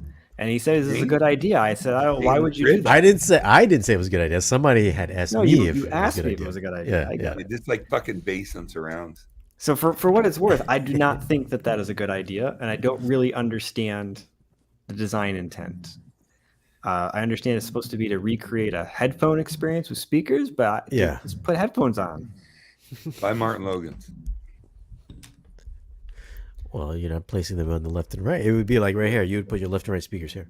If you had Martin Logan's, you'd place them right here. And feel like you had headphones on. Tell me, I know you did. Oh yeah, I know what you're talking about. Yeah, you gotta be like dead center. Yeah, shit. Like yeah, wow, yeah. But you got to be right in the middle, playing the right kind of music with the right kind of setup. It's stars aligned. So you know what kills me? Say, people that use electrostats in their theater and are all proud of them. Like, oh, look at my theater with Martin. I'm like, dude, really? Do you like to listen really low? Is there somebody you're thinking about? No, one comes to mind. No, okay. I don't. There's just dude. All right, okay. Wrong call on a theater speaker. Way wrong call. Way wrong call. I mean, they make surround speakers that you can mount on your wall. You know, they do, but well, sure they do. Of course, performance issues. For every seat. A full electrostat surround system is wrong, unless you like to listen really low. And you don't want dynamics. You don't want bullets going by and explosions and shit. No matter how many subs you put in it. I mean, I asked Andrew about that. I said, "Hey, you're on wall electrostats." Andrew who? I was like, the guy from Martin Logan. I was like, "Hey," I said, "Don't you electrostats they need air to breathe, right?" They're like, "Yes." I was like, "Your electrostats are up against the wall." He goes, "Well, there's compromises, but it sounds fantastic." I was like, "Okay."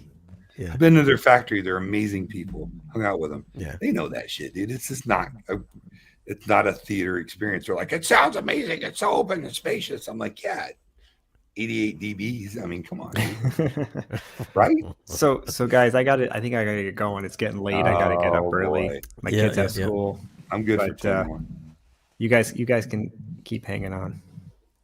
Hey, Matt. All right, so we're gonna do this. We're gonna do the theater critiques. Yeah, I'm open to this.